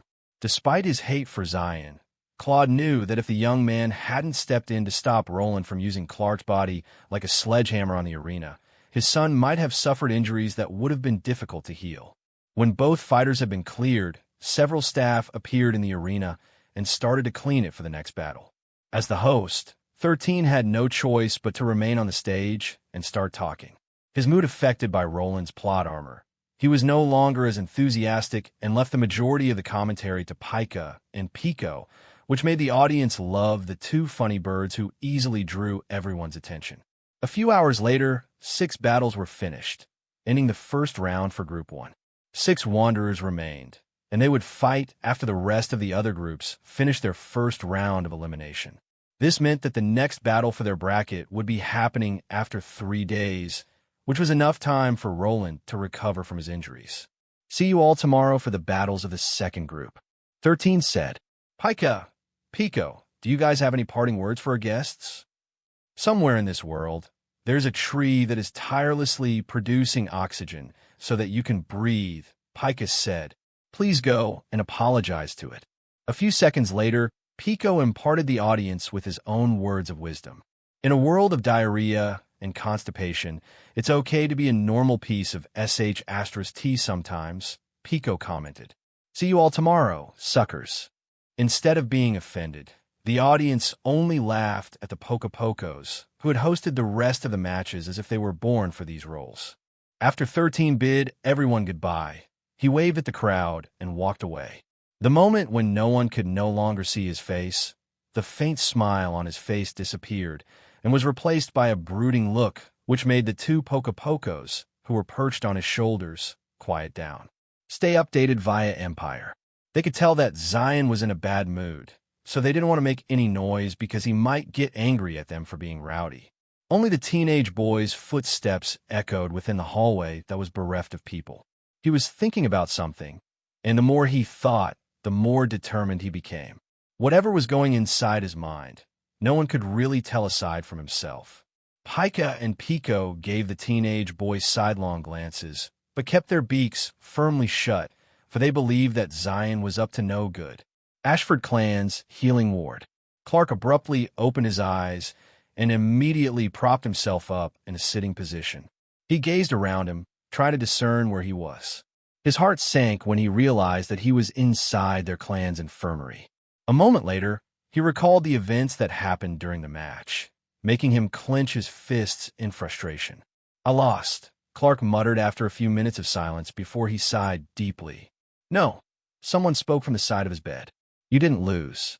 At least, you didn't lose to Roland. Clark hastily looked at the corner of the room, where a teenage boy with black hair and green eyes was leaning on the wall with his arms crossed over his chest. Zion Leventis, Clark said with a conflicted look on his face. Have you come to humiliate me more? Did you come here to mock me? I don't have that much free time, 13 replied before walking towards the bed. Once he was near, he reached out in the space beside him and took out a chair from his dimensional storage before planting it next to the bed, so he could sit down on it. He then looked at the prodigy of the Ashford clan, who looked like someone that had just fallen from grace, feeling depressed on the outcome of his match. What do you want? Clark, who was not in the mood to talk to anyone, asked in an irritated tone. You, 13 replied. What? Clark arched an eyebrow. I want you, 13 stated. The young man looked at the teenage boy before a bitter chuckle escaped his lips. I'm in no mood for jokes, Clark said, barely restraining the anger in his voice. If you have nothing else to say, get the hell out of here. 13 gave the young man a solemn gaze before nodding his head in understanding. He knew that no matter what he said, he wouldn't be able to reach out to Clark because of his current state. Staying and trying to give him words of encouragement would actually backfire, so 13 decided to not use that method. Instead, he placed a black card on the side of the bed. "When you have calmed down, call me on that number," 13 said. "I said it once, and I will say it again. You didn't lose to Roland." 13 walked away, but just before he left the room, Clark heard the remainder of what the teenage boy was trying to tell him. "You lost against fate." After hearing those words, Clark looked at the exit of the infirmary, but Zion was no longer there. For some reason, when he heard the phrase, "you lost against fate," he felt his chest tighten as if his body was reacting to the teenage boy's words. It was as if his entire being was agreeing with Zion's words, making Clark feel confused. During the last few minutes of his fight with Roland, he noticed that something weird had happened to his opponent. With the poison that coated his blade and the powder that had managed to land on the young man's body, Roland was unable to offer any kind of resistance.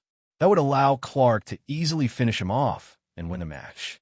Although he could no longer call it an easy victory, it was still victory, regardless of what anyone would say, even if they said that he used dirty tricks to win. For him, the end result was what truly mattered, and not the process on how that result came to be. While Clark was deep in his thoughts, the door opened once again. Thinking that Zion had returned, the young man looked at the door. However, the person that came in wasn't the teenage boy, but his own father, Claude. "Father," Clark said, half apologetic and half fearful because he could see the disappointment in Claude's eyes. The patriarch of the Ashford clan stood beside his son's bed and lightly patted his shoulder. "That brat, Zion, proposed an interesting idea to me earlier," Claude said. "I don't know what he has in mind, but you still have a second chance." "A second chance?" Claude asked in confusion. Claude nodded. "That's right. So, rest for now and recover. You will hear an announcement from him after 3 days." He gave his son an encouraging look before walking out of the infirmary.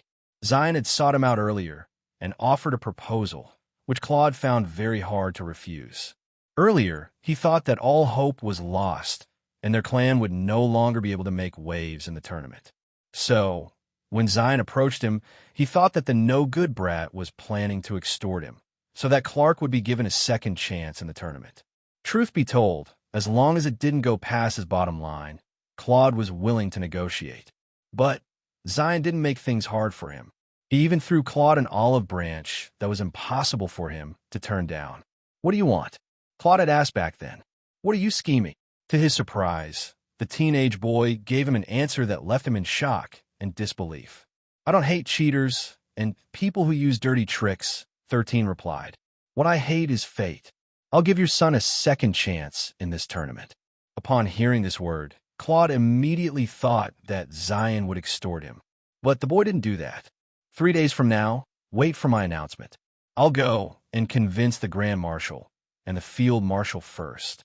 He then left without saying anything else. He gave no demands and didn't ask for compensation. Even now, Claude believed that the teenage boy had a hidden agenda.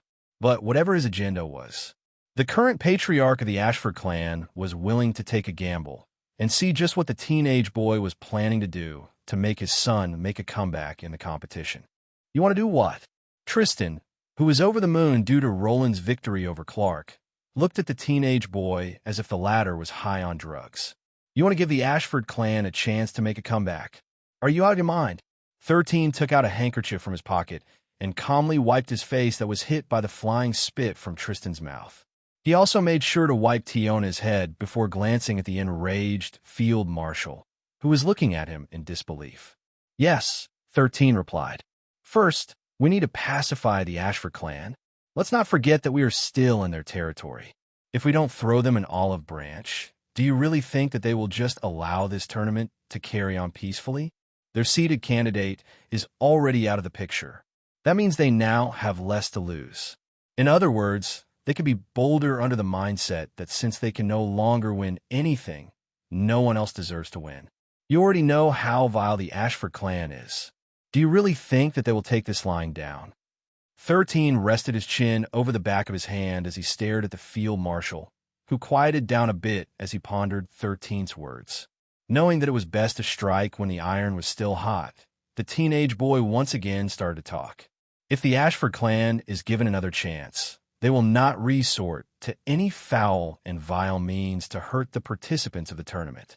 In fact, they would feel grateful and feel like they owe the central government a favor. This is a win-win for everyone. No one needs to get hurt, and the competition can proceed peacefully. Isn't this the best-case scenario? With their cooperation, regardless of who wins this competition, they would not be able to say anything because they had been granted a second chance. Besides, the seeded candidates of the prestigious families also lost to my squad captains today. I'm sure they really hate the central government right now. The more 13 talked, the more Tristan realized that this was indeed the case.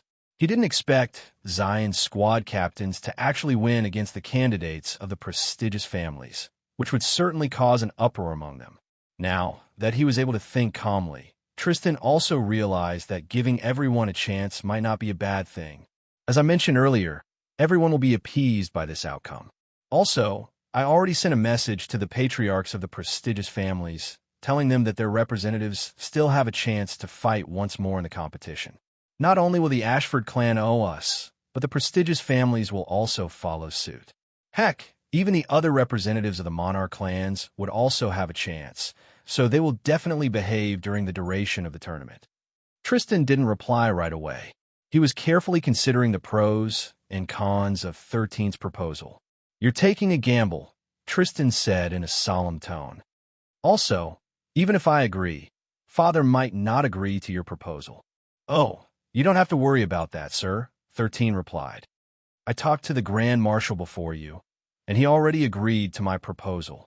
The corner of Tristan's lips twitched as he looked at the no-good brat who talked to him last about his proposal. "Why didn't you talk to me first?" Tristan asked with a frown. "Because I know that you are a man of outstanding character," 13 praised.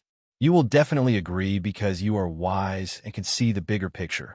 13 said more compliments, making Tristan smile despite knowing that he was simply being flattered.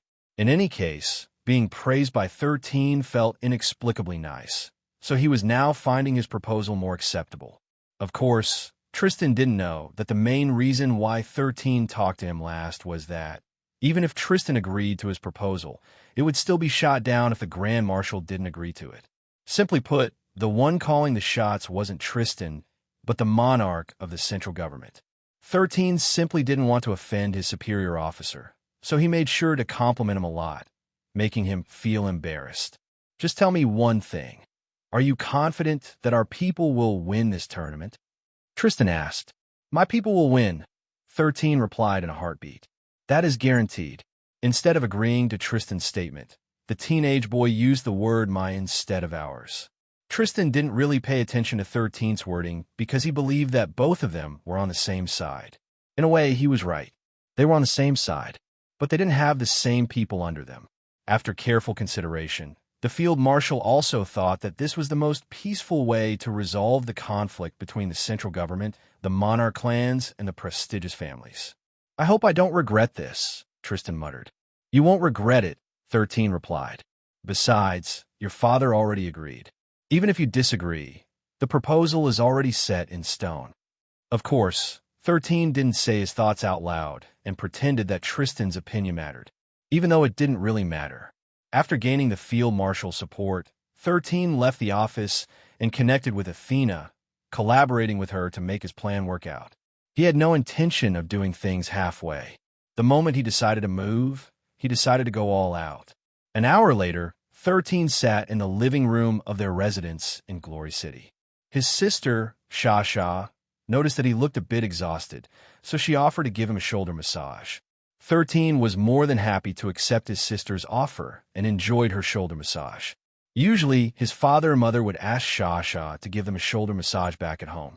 Because of this, she had become an expert in giving shoulder massages, even studying how to give a full-body massage, so she could do it well if she had to. A few minutes later, Sherry and Erica entered the living room. They had just returned from a short celebration due to Roland's victory, which was held in a restaurant not far from 13's home. 13 told everyone that he couldn't go because he was still busy dealing with matters concerning the tournament. Since this was a valid excuse, no one thought that he was just avoiding the celebration. Roland, who had also regained consciousness, had a small bandage under his chin, which made him look funny. Fortunately, he didn't have a recollection of what transpired after he lost consciousness, or else he would be cursing Zion for taking jabs at him during his defenseless state. "You should have gone to the party," Erica said as she sat on the couch across from the teenage boy, who was currently enjoying Shasha's massage. Sherry sat beside Erica and looked at Shasha with great curiosity. Seeing that Zion looked comfortable under her touch, she decided to ask Shasha later to teach her how to give shoulder massages as well. "Unlike you happy-go-lucky people, I need to do some damage control because not many are happy with the outcome of the matches," 13 replied as he swiped on the tablet in his hand. "What can they do if they lose?" Erica smirked. Now that they're eliminated from the tournament, they can all just roll over to the side and cry. Tiona gave Erica a pitiful gaze because the sorceress wasn't aware that 13 planned to give the losers a second shot in the tournament. Of course, he didn't plan to tell this to anyone. At least not yet. It was a surprise he intended to unravel on the fourth day of the tournament after all the group matches had ended. Suddenly, 13's communicator gave a notification, making him glance at who sent him the message. "Enjoy more content from Empire." When his gaze landed on the name that sent the message, he knew that he had to reply to it as soon as possible.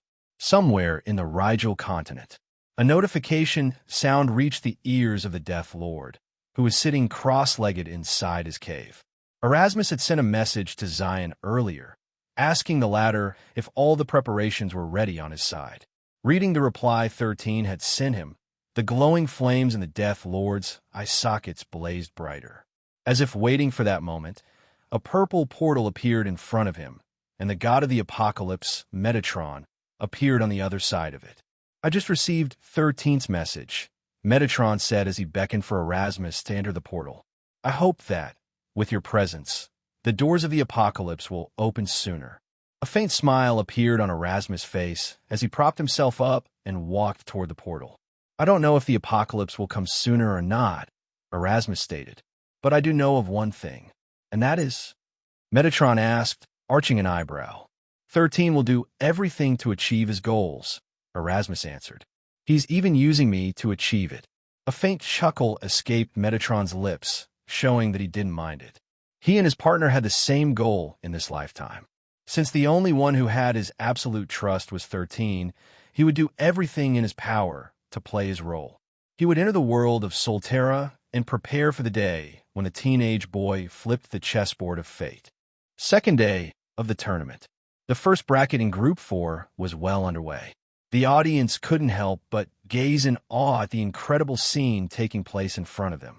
Noah Griffin, the seeded candidate of the Griffin clan and part of Mikhail's and Clark's generation, was currently cursing inwardly. "Come down and fight fair and square if you dare." Noah roared angrily at the sorceress, who was giggling above the arena as she unleashed countless homing magic bullets, which made it nearly impossible for Noah to do any counterattack. Similar to Roland, Noah specialized in close combat, making Erica the worst opponent he could face in the tournament. Not only did the sorceress know how to fly, but her attacks also seemed to have a mind of their own, following Noah wherever he tried to run. At first, he believed that he still had a way to defeat Erica because he had a rank 5 Alpha Eagle he could summon, helping him fight aerial battles. However, when his eagle appeared, Erica shot it down from the sky with a flaming spear that was 10 meters long. The eagle didn't die, but its injury prevented it from effectively fighting against Erica in the air. In the end, the sorceress tortured it by casting countless magic bullets aimed at its head, sending blood and flesh flying in every direction. Worried that his prized avatar would die like a dog under Erica's merciless barrage, he was forced to unsummon it and once again land on the ground. The moment this happened, he completely fell under Erica's mercy, left with nowhere to run or hide. Using everything in his power, he did his best to dodge, block, and deflect the magic bullets that seemed unending. While he did have a few range abilities in his arsenal, Erica easily subdued them as if she was already used to such tactics. 13 had trained Erica to the point that she could attack and defend at the same time without problems. In fact, among the members of the hero party, she was the hardest to defeat. Even Roland would have a hard time fighting against her, because not only could he not reach her when she flew in the air, but his only ranged ability, the flying sword, was also useless against the sorceress. Simply put, Erica was the dark horse in the tournament and had the highest chance of becoming the champion. As long as no one could effectively bring her down from the air, she was a menace that was truly hard to defeat. The funny thing was that, while this battle was happening, some kind of music was playing in the background. This music was similar to the music that was being played when players fought against bosses in their game, making everyone understand that they were up against a powerful enemy. Pika and Pico even started to sing, adding lyrics to the boss music, which was a bit similar to the song something just like this. Noah was very tempted to stab the two Pocos to make them stop singing their blasted song, but he was too busy dodging and deflecting Erica's attacks, which seemed unending. The patriarch of the Griffin clan, Douglas Griffin, sighed internally as he watched his grandson's pitiful state as the latter was helplessly being besieged from the sky. When this battle is over, make sure to hire an instructor who will train Noah on how to fight against an opponent that flies in the air, Douglas ordered. I don't want to see him lose like this in the future. Do I make myself clear? Yes, sir. The butler of the Griffin clan replied with his head bowed in a respectful manner. First, Clark. And now, my grandson is about to lose. It's like the world is trying to make the monarch clans the laughingstock of this tournament. Douglas sighed. A minute later, Noah finally had enough and surrendered through gritted teeth. Erica, who had easily won her battle, waved at the crowd, making them all cheer and shout out her name. Erica, I love you. Erica, please marry me. Erica, give birth to my child. Zion, I love you. Erica's ears twitched when she heard someone shout Zion's name. But since so many people were shouting at the same time, she wasn't able to determine from who or where the sound had come from. Soon, she gracefully landed on the arena before walking away to make way for the next battle. 13 watched her go before glancing at this communicator. The representatives of the monarch clans and the prestigious families were calling Erica's flying ability foul, petitioning for it to be banned for the rest of the tournament. The teenage boy knew that they were just worried that their own people would suffer the same fate as Noah if they were unlucky enough to be paired with Erica. Although he found all of this silly, he was certain that the patriarchs would pester him after this match was over so that some rules would be made to restrict the Wanderers from taking flight. Of course, 13 understood their concerns. He also knew very well that, as long as Erica was allowed to fly, only a handful of people in the tournament would be able to stop her. This included Shasha, Shauna, Rihanna, and Mildred, who had their own abilities that allowed them to fight in range combat. These people had also sparred with Erica in the Rigel continent, so they were already familiar with her abilities. After Erica's battle ended, another fan favorite appeared in the arena. She was none other than the saintess of the hero party, Shauna. Donning white robes, she looked pure and innocent, making people want to protect her. Her opponent was one of 13 squad captains, Pietro, who was looking at the saintess with a helpless look on his face. The young man glanced at his superior officer, who was standing on the stage, and gave the latter the "should I win? Or should I let her win?" gaze. 13 then mouthed something, which made Pietro shudder. The teenage boy told him, "If the hero party would not kill you, the Grand and Field Marshal will skin you alive. Do you really want that to happen to you?" Shauna, who wasn't aware of what transpired between Pietro and 13, looked at her opponent with a smile. "I hope to have a good fight with you, Pietro," Shauna said with a determined look on her face. Likewise, Pietro stuttered. Deep inside, Pietro was already feeling dead inside. If Shauna lost, not only would he become enemies with the hero party, but he would also become enemies with the Grand and Field Marshal of the central government. As one of their soldiers, he found this situation very hard to swallow. Suddenly, he heard a notification in his communicator, which was a message 13 had sent to him. Just fight seriously, so you won't have regrets. I will handle the aftermath." After reading his superior's message, Pietro felt as if a heavy load had been taken off of his shoulders. He once again glanced at the stage where 13 was at and saw the young man giving him a thumbs up, signaling that he should do his best. "I'll fight her seriously," Pietro vowed in his heart before facing off against Shauna. 13 had arranged this battle for a reason. Shauna and Pietro were strong in their own specializations. However, both of them countered each other. 13 wanted Shauna and Pietro to both grow by overcoming their weaknesses. But 13 had to admit that it would be quite difficult to guess who would win between the two of them, because both of them were very powerful if they fought with their lives on the line. Pietro's speed and Shauna's control. This was one of the battles that 13 was paying very close attention to because he wanted to measure just how much Shauna and Pietro had mastered the divine techniques that he had bestowed upon the both of them. "Are both of you ready?" 13 asked. "Yes," Shauna replied. Pietro nodded, confirming that he was ready. 13 then raised both of his hands to declare the start of the battle. Battle start. As soon as the signal was given, Pietro's figure blurred from where he stood, then reappeared a few meters in front of Shauna in just the blink of an eye. Having seen how 13 trained Pietro in the Rigel continent, Shauna also knew how fast he was. With determination in his eyes, Pietro unleashed a kick aimed at Shauna's stomach, intending to send her flying out of the arena. His foot connected with his target, but for some reason, he felt as if his blow had been dampened by something. Shauna skidded several meters away, but she didn't look like someone who was hurt. Of course, Pietro's attack did some damage, but she managed to mitigate its effects because she had prepared for this battle beforehand.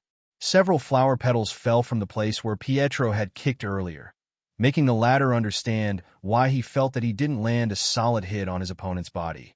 Shauna had already coated her entire body with an armor of petals before she even entered the stage, aware of how fast Pietro could move. The flower petals that covered her could perfectly mimic the color and shape of the place they cling onto, making it hard to tell if she was wearing armor or not. In fact, Shauna could even cover her naked body with petals, using them as clothes if she wished, transforming them into any color and design she liked. In order for her to truly master this ability, 13 didn't allow her to wear any clothes during her special training, forcing her to use the flower petals to cover her body. Perhaps due to the desperation she felt at that time, it didn't take her long to master creating the petal armor, which had prevented Pietro from instantly eliminating her from the tournament. Pietro, who already had an idea of what Shauna's power was, once again turned into a blur. At the same time, Shauna embedded her silver banner on the ground, creating a petal storm that swirled around her, acting as a defensive shield against her enemy. Her opponent wasn't fazed by her defenses and simply attacked nonstop, making the flower tornado disperse after a few hits. Just when Pietro was about to give the decisive blow, he found that Shauna wasn't inside the petal tornado. Suddenly, he felt something coming from above his head. Countless razor-sharp petals stabbed Pietro's body. At least, that was what should have happened.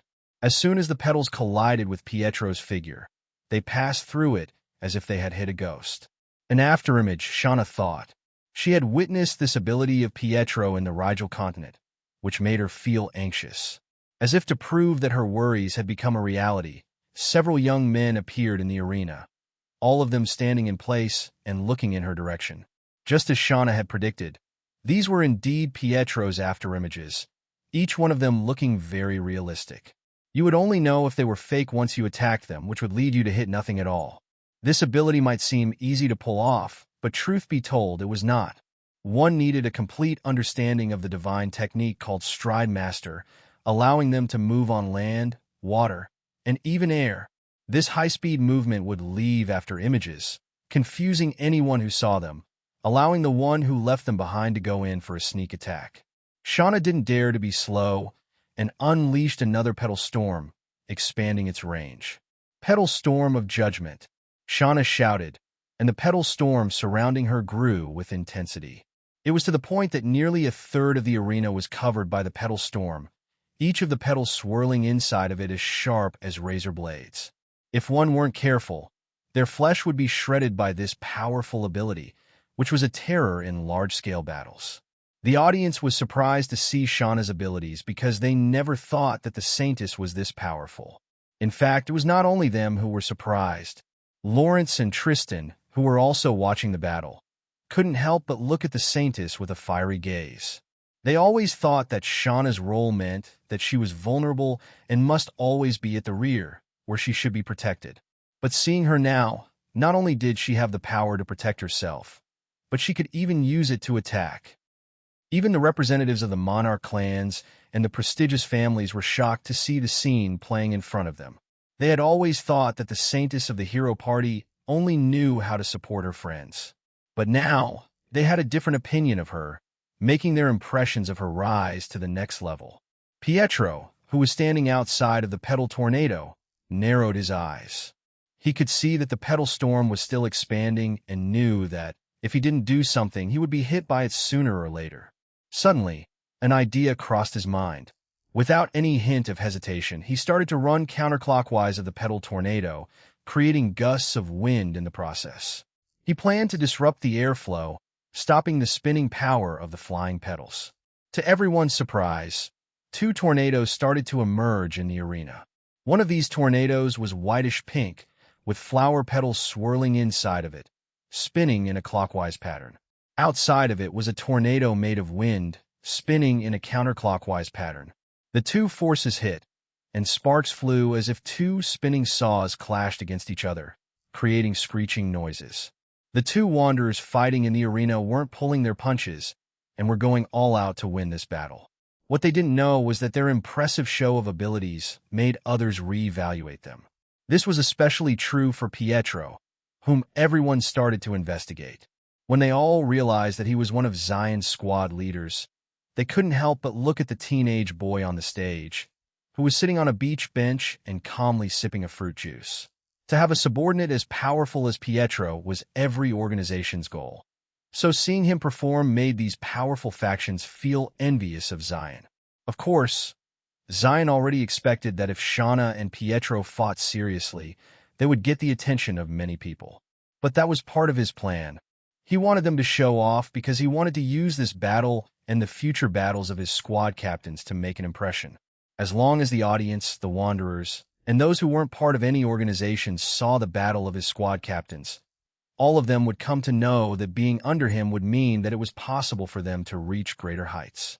In short, this was a recruitment propaganda that 13 had planned, so the forces under his wing would grow bigger after the League of Dragons and Phoenixes was over.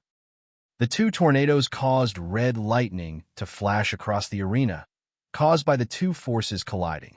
Shauna and Pietro were both doing their best to overwhelm their opponent with their abilities. Neither was holding back, and they put everything on the line to end the battle as soon as possible. With a loud boom, a thunderous explosion erupted in the arena, followed by the two tornadoes dispersing outward. Countless floating petals drifted down from the sky, temporarily preventing anyone from seeing anything in the arena. While everyone was mesmerized by the beautiful scenery in front of them, something stirred, and sparks flew as two weapons clashed against each other. Pietro's sword and Shauna's spear clashed several times in rapid succession.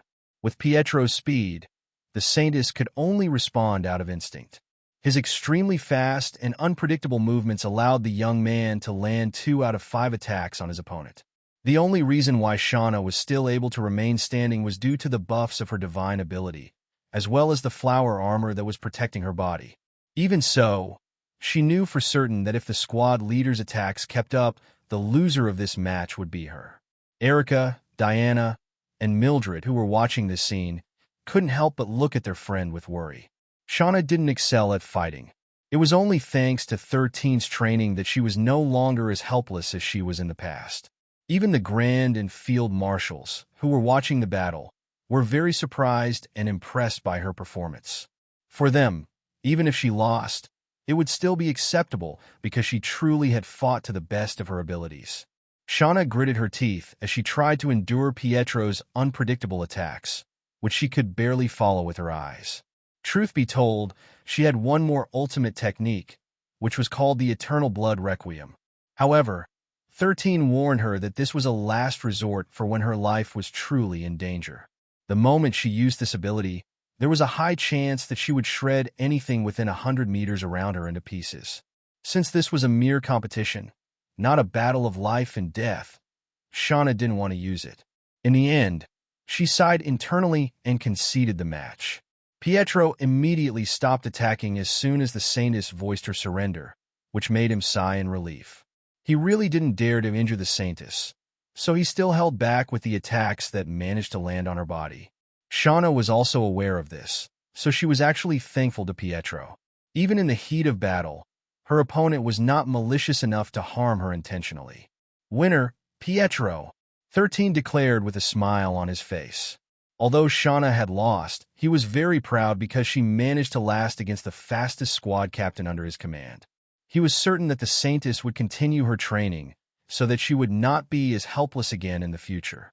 Shauna's fans accepted this outcome, noticing that aside from looking pale, there were no visible injuries on the Saintess' body. This meant that Pietro had reservations when attacking their idol. So, they decided to let this matter slide and no longer plan to beat the crap out of him after he left the safety of the Colosseum. Pietro expected the audience to start booing him after the match ended. But to his surprise, what he thought didn't happen, making him sigh in relief. Although she was a bit disappointed, Shauna walked out of the arena, accepting her loss in a graceful manner. Roland and Joshua were also relieved because Shauna no longer needed to fight harder battles in the future. Also, the two of them, just like Shauna's fans, no longer planned to beat the crap out of Pietro at a later time for hurting their crush. The next battle was between 13 squad captains and the representatives of the prestigious families. Alexis, Paul, and Piper all won their matches, leaving the members of the prestigious families shaken by the outcome of the match. Each of their representatives was the geniuses of their families, and many resources were poured into making sure that they would perform well in the tournament. They believed that their chosen ones wouldn't lose to some random nobodies. But to their surprise, 13 squad captains wiped the floor with their representatives. This made Lawrence and Tristan smile from ear to ear, proud to see the soldiers of their central government doing extremely well in the tournament. Not only did such results increase their reputation, but it was also sure to prove helpful when they started their recruitment after the tournament ended. "Things are going according to Zion's plan," Tristan said with a smile. "Indeed." Lawrence nodded. "Did he agree to let Shasha become our muse and model in the commercial that will be filmed for the next recruitment?" "He said that he will leave the decision-making to Shasha," Tristan replied. "He said he will support whatever decision that she makes." Lawrence nodded in understanding. The Levinas family was proving to be a very dependable ally of the central government in more ways than one. Not only was Zion a very brilliant commander, but his siblings were also amazing. Mikhail had gained many fans during this tournament, though it, of course, paled in comparison to the number of Shasha's fans. Even so, that didn't change the fact that they were also hoping to recruit Mikhail in the central government. Unfortunately, Mikhail refused because he said that he wasn't fit to become a leader. Because of this, they hoped that Shasha would agree to promote the central government's recruitment. They had also prepared a special unit just for her, which would only be composed of female wanderers, similar to the Valkyrie unit, which was an all-girl squadron. For the two highest-ranking officers of the central government, the upcoming recruitment was a very important matter. As long as they reached their quota, they would be able to train and ensure that the army they would send in the Signy continent would be able to hold the line and prevent another continent from falling into the hands of the Jin invasion. A few hours later, the battle for the fourth group finally ended. "Pico, today's battles have been very exciting, right?" Pika said, enjoying her role as one of the hosts of the tournament. The Poco pondered a bit before leaving a comment. "It's SOSO," Pico replied. "Only SOSO? Then, who do you think is the best?" "I'm not saying I'm the best, but I'm definitely in the top one." The audience chuckled when they realized that the Poco was not referring to the candidates of the tournament and implied that he was the best of them all. "I'd agree with you, but then we'd both be wrong," Pika stated. "You're not even part of the tournament. Let's not argue about who's right." Pico raised his head in an arrogant manner. "Let's just agree that I am right." More laughs came from the audience because the two Pocos had officially become the mascots of the tournament. 13 also smiled faintly.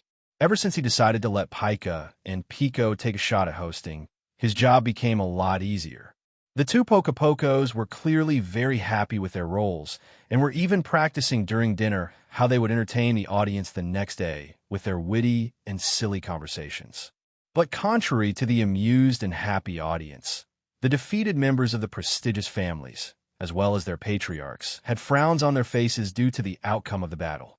However, when Zion sent the patriarchs of the prestigious families a secret message, all of them forgot their disappointment and looked relieved, seeing that they were still given a second chance. However, whether their candidates would be able to grasp the second opportunity would depend on their abilities. After returning to their residence in Glory City, 13 sat on the couch and sighed loudly. He was actually feeling very exhausted. On top of hosting, he was also working behind the scenes to work out the loose ends of his plan for those who had been defeated in the previous battles. 13 understood that since it wasn't part of the original plan of the tournament, things might get hectic once he announced it. However, since he had already decided to push through with this plan, he would definitely see it to the end. 2 more days, 13 thought. After the Group 2 and Group 3 battles have ended, I will make the announcement. Truth be told, if Clark had lost fairly in his battle with Roland, 13 wouldn't have bothered to go to such lengths. However, his nerve popped when the workings of fate interfered as usual, reminding him of the tragic fates of his previous hosts. Since his goal was to challenge fate, he decided to be petty and mess with her plans. Roland will not grow through the use of a cheat, 13 mused. But I wonder why Stella and Siri didn't appear in the tournament. He thought that these two young ladies, who were shrouded in mystery, would join the tournament. In fact, he had already made preparations for them. However, to his surprise, the two of them didn't push through with their decisions. 13 hadn't seen Stella since Maple and Cinnamon came to look for her. As for Siri, he had tried to uncover her identity, but no available information appeared during his search. With the help of Athena, he should have been able to deal with this matter easily. Yet, they still failed to uncover Siri's background. This only meant one of the two things. The first one was that Siri wasn't a wanderer who lived in Pangea. The second one was that she was using a fake identity. 13 was leaning more on the latter than the former. However, even after running Athena's facial recognition program using the database of the central government, it didn't show any results. On a side note, Athena managed to get Stella's information, though that information was very little. It only showed her full name and age, as well as the location of her rented house in the Sirius continent. Aside from that, nothing else turned out. But Siri's case was different. No matter what he did, he found nothing. It was as if something or someone was making sure that any information about her wouldn't be revealed to anyone. There's something fishy with those two girls, 13 thought. However, since they weren't his immediate concern, he decided to push their matters aside for the time being. Sherry came back with Shasha and Mikhail. Erica decided to cheer up Shauna for a while and said that she would be returning a little later than usual. Pika and Pico, who were happily eating cereal on the table, were looking at the TV and watching the news. Currently, they were watching a news program, and it was currently showing the dimensional gates that appeared in the Signy continent. So far, only low-tier gates were opening, which were Tier 1 up to Tier 3. The only problem was that there were dozens of them appearing at the same time, which could turn deadly if they weren't handled properly. Countless rank 1 up to rank 4 djinns had already stepped foot in the Signy continent. Since more than half of the population of the continent had been evacuated already, the djinns had started occupying the cities abandoned by those who had already evacuated the area. As you can see, there is a massive horde of monsters on the ground, the reporter said while inside the helicopter. The cameraman made sure to get a good shot of the countless djinns that seemed to be migrating toward the northwest, where many cities that still had people in them were located. Right now, the armies of the central government and the Signy Alliance are moving to intercept them before they reach Frigid City, the reporter said. As if waiting for that cue, several tanks and trucks filled with wanderers, as well as helicopters, arrived at the scene. The monarch of the Griffin clan, Douglas Griffin, personally made an appearance. He was currently riding on a griffin who swooped down from the sky. With a roar filled with anger, he brandished his war axe, annihilating everything in his path. Pico and Pico watched while making comments like, "This old guy sure knows how to make an entrance," and "What's so good about killing weaklings? If he really wants to impress us, he should fight a rank 8 and rank 9 sovereign alone, no?" "TSK, this human only thinks he looks cool," Pica commented. "But I have to say, that griffin looks like Uncle Nemec." "Oh, you're right." Pico nodded. "He does look like Uncle Nemec." 13 also glanced at the TV with an amused look on his face. He agreed with Pico and Pica. Despite the large number of monsters on the ground, a monarch could easily wipe rank 1 and rank 4 monsters without too much effort. This was why he wasn't too impressed with this show of power. However, he also understood why Douglas needed to do such a thing for publicity. He wanted the citizens of the Signy continent to know that he would fight until the bitter end and make sure that their continent would not fall under the hands of the Djinns. This gave people hope, but some of them were still feeling doubtful. The Rigel continent had fallen despite the combined efforts of the central government, the monarch clans, and the prestigious families, as well as the other powerful factions.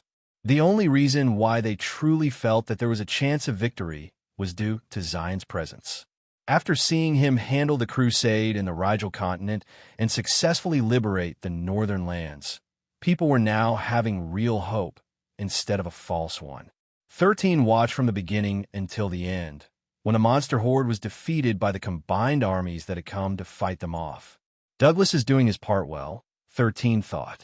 But the final battle's conclusion will depend on how well all the monarchs perform in battle. He believed that if even one of them backed out during the crucial moment, the downfall of the Signy continent would be set in stone. A few minutes later, the reporter cheered after the last monster fell, which also made the people watching from their homes cheer as well. A few minutes later, the two Pocos got bored and changed the channel to Animal Planet, featuring parrots who greatly resemble them. 13 then retired for the night because he still needed to host a few more battles when morning came, which would bring the tournament one step closer to completion. In the arena, Mikhail's gaze locked onto his opponent. His opponent was Matthew Stallard. Matthew was among the top 5 in the rankings of the strongest wanderers of their generation. Many believed that he was in 2nd or 3rd place in the rankings. However, Mikhail's strength couldn't be ignored either. 13's brother wasn't part of the top 5 only because he didn't belong to the Monarch clans. Since the Monarch clans prided themselves as the strongest families in the world, their scions were also the strongest among the young generation. That said, Mikhail was ranked 9. Though the funny part was that Shasha was also included in the rankings despite being younger. She held the 7th place in the rankings, which was 2 spots higher than Mikhail. However, many believed that the only reason why Shasha had a higher rank was due to the fact that she was a beautiful girl. This played a big role in the unofficial voting that was held to determine the ranks. In fact, 13 suspected that her sister could have even become the top 1 wanderer in the rankings if the Monarch clans didn't manipulate the voting process. "Are both of you ready to fight?" 13 asked. Both young men nodded their heads at the same time. Battles start. Matthew didn't even wait for his opponent to make a move before charging toward his opponent. Aside from a spear in his hand, 2 more spears were floating alongside him. All the spear tips were aimed at the young man, who was standing tall while holding a war axe in his hands. Somehow familiar with Mikhail's fighting style, Matthew had decided to close the gap between him and his opponent. He had once been on a mission with his current opponent in Solterra. That mission ended after a year, and during that time, he had observed his opponent's fighting style and was convinced that he had unearthed Mikhail's weakness. "I need to close the gap so he won't be able to build his momentum by swinging his axe," Matthew thought as he closed in on Mikhail, who had raised his axe to strike. "Too slow," Matthew sneered as he thrust his spear forward. The 2 other spears that were floating alongside him also attacked like snakes going in for the kill. However, what surprised Matthew was the fact that Mikhail seemed unfazed.